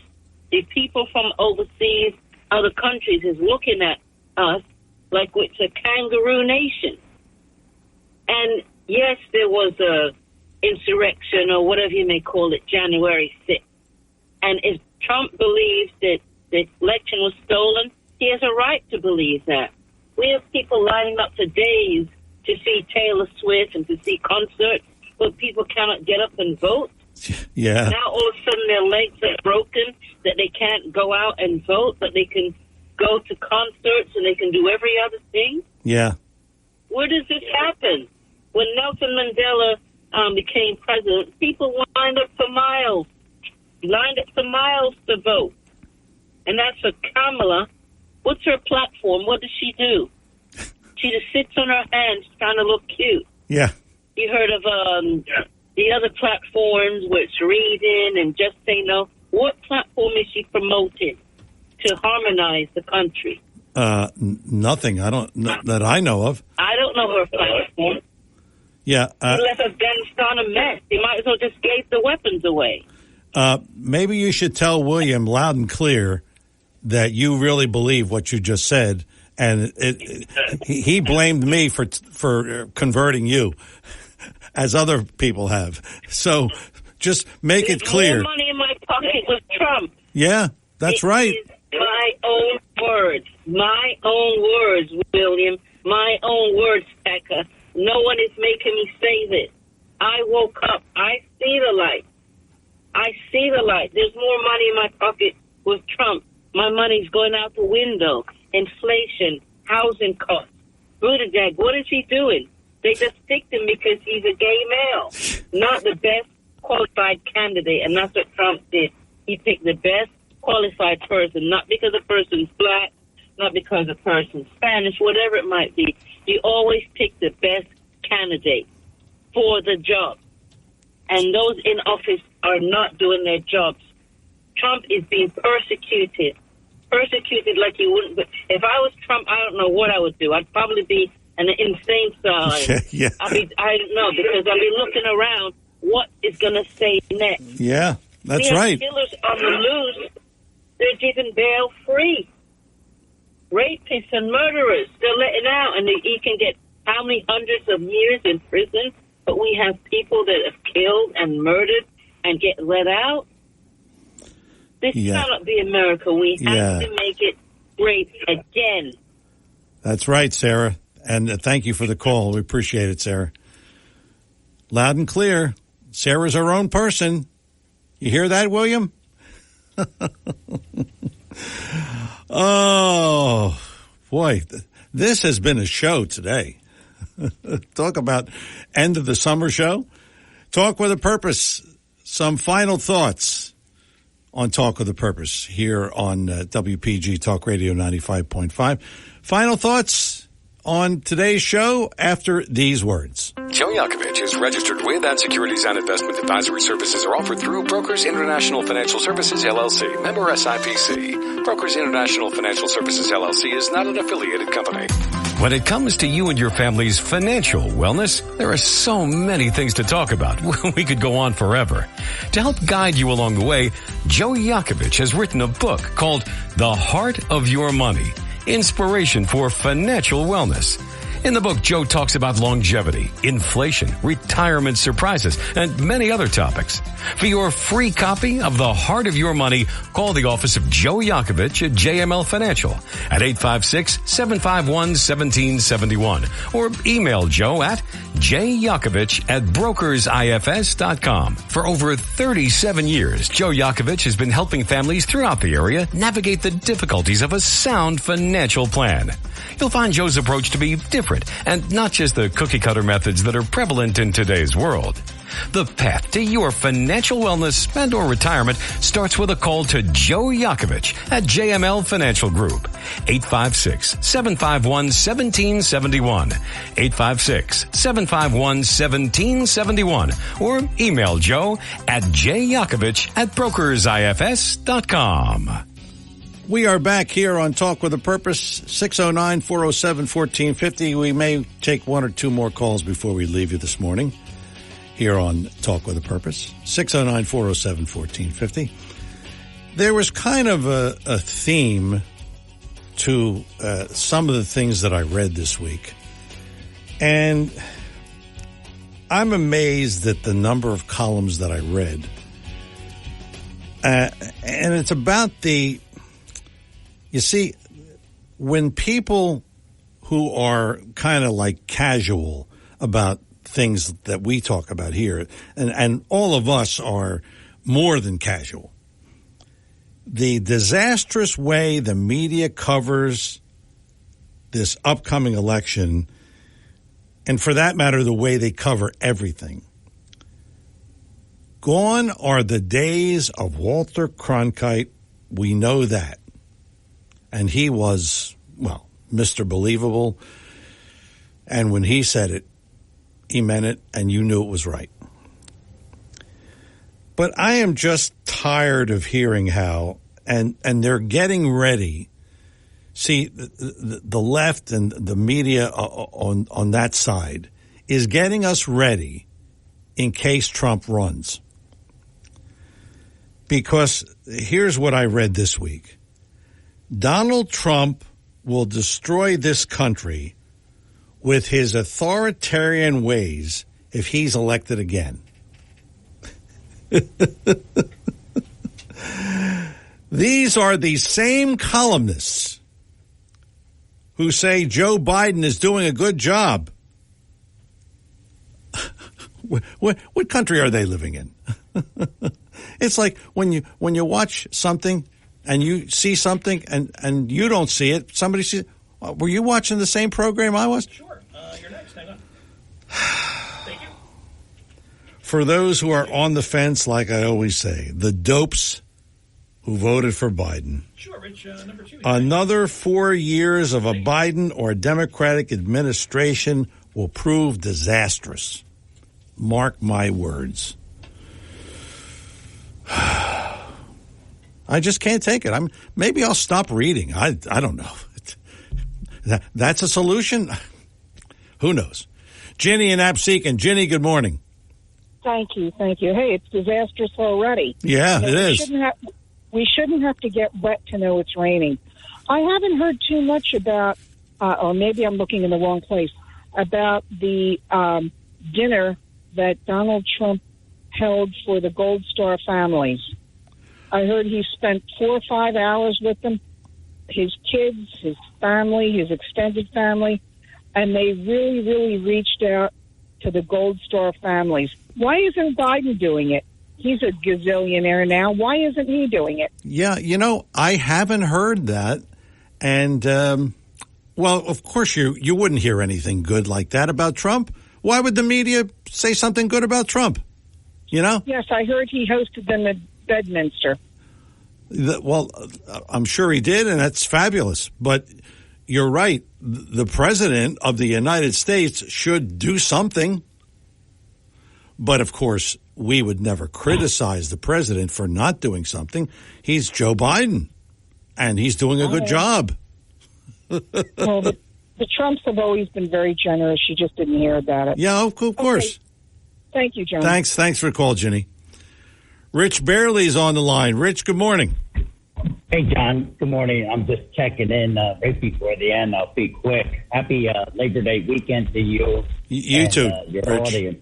You too. And it's a bright, sunny day. Then I'm heading over to Margate. And anyhow, I wanted to just talk to you in the audience and to not let up with the foot on the pedal and the metal about stopping the windmills.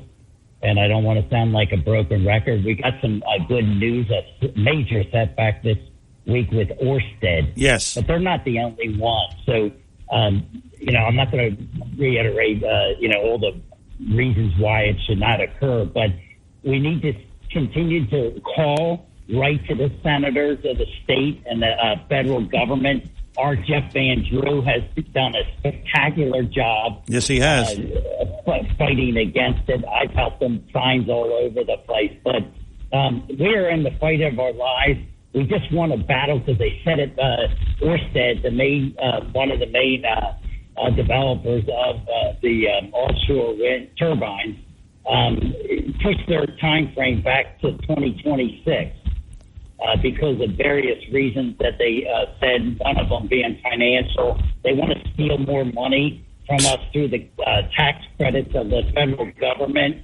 So we need to continue the fight. There's a lot of events you can friend out there, protect our coast, defend brigantine, save LBI, and then there's another one down in Cape May County. These are great organizations where you can get up to speed on different events that are occurring so that we can get more and more people involved with it. It's Labor Day weekend, and I want everybody to have a fun time at the Jersey Shore. But in order to preserve the pristine nature and views and so forth that we have, it's time for you to step up, people, every one of us. Step up and fight and put the nail in the coffin for offshore windmills. Well, Rich, you've certainly done a good job, and Seth Grossman has done a good job, and Jeff Van Drew has done a good job, and Senator Vince Palestina, all of them have done a very good job. And you're right, that's a setback for Orsted, 2026 now. So, hey, just keep on fighting, like you said. Keep the pressure. And by the way, you're doing a good job, a great job, John, because hosting the people on your show and the other various shows that are out there is a big opportunity for us to get the word out. And I want to mention Vince Sierra, I think it is, yes. Mayor Brigantine. Yes. Throughout this whole battle, he has been absolutely brilliant in his fight and quest. And Claire Swift she's been out there. One of the weak spots is Margate Longclaw. We've got to get more people involved there. There's quite a few in Ocean City and down in Calumet County, but we got to step up here and be visible.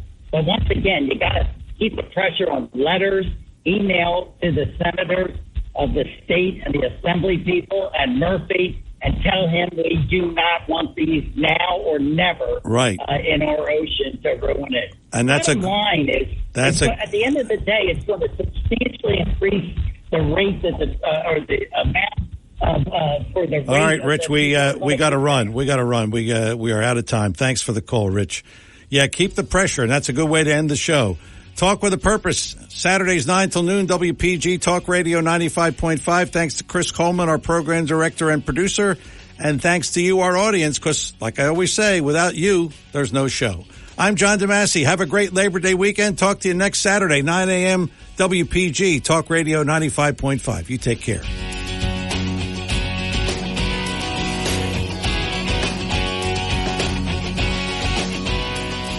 The preceding program was paid for and presented by John DeMasi.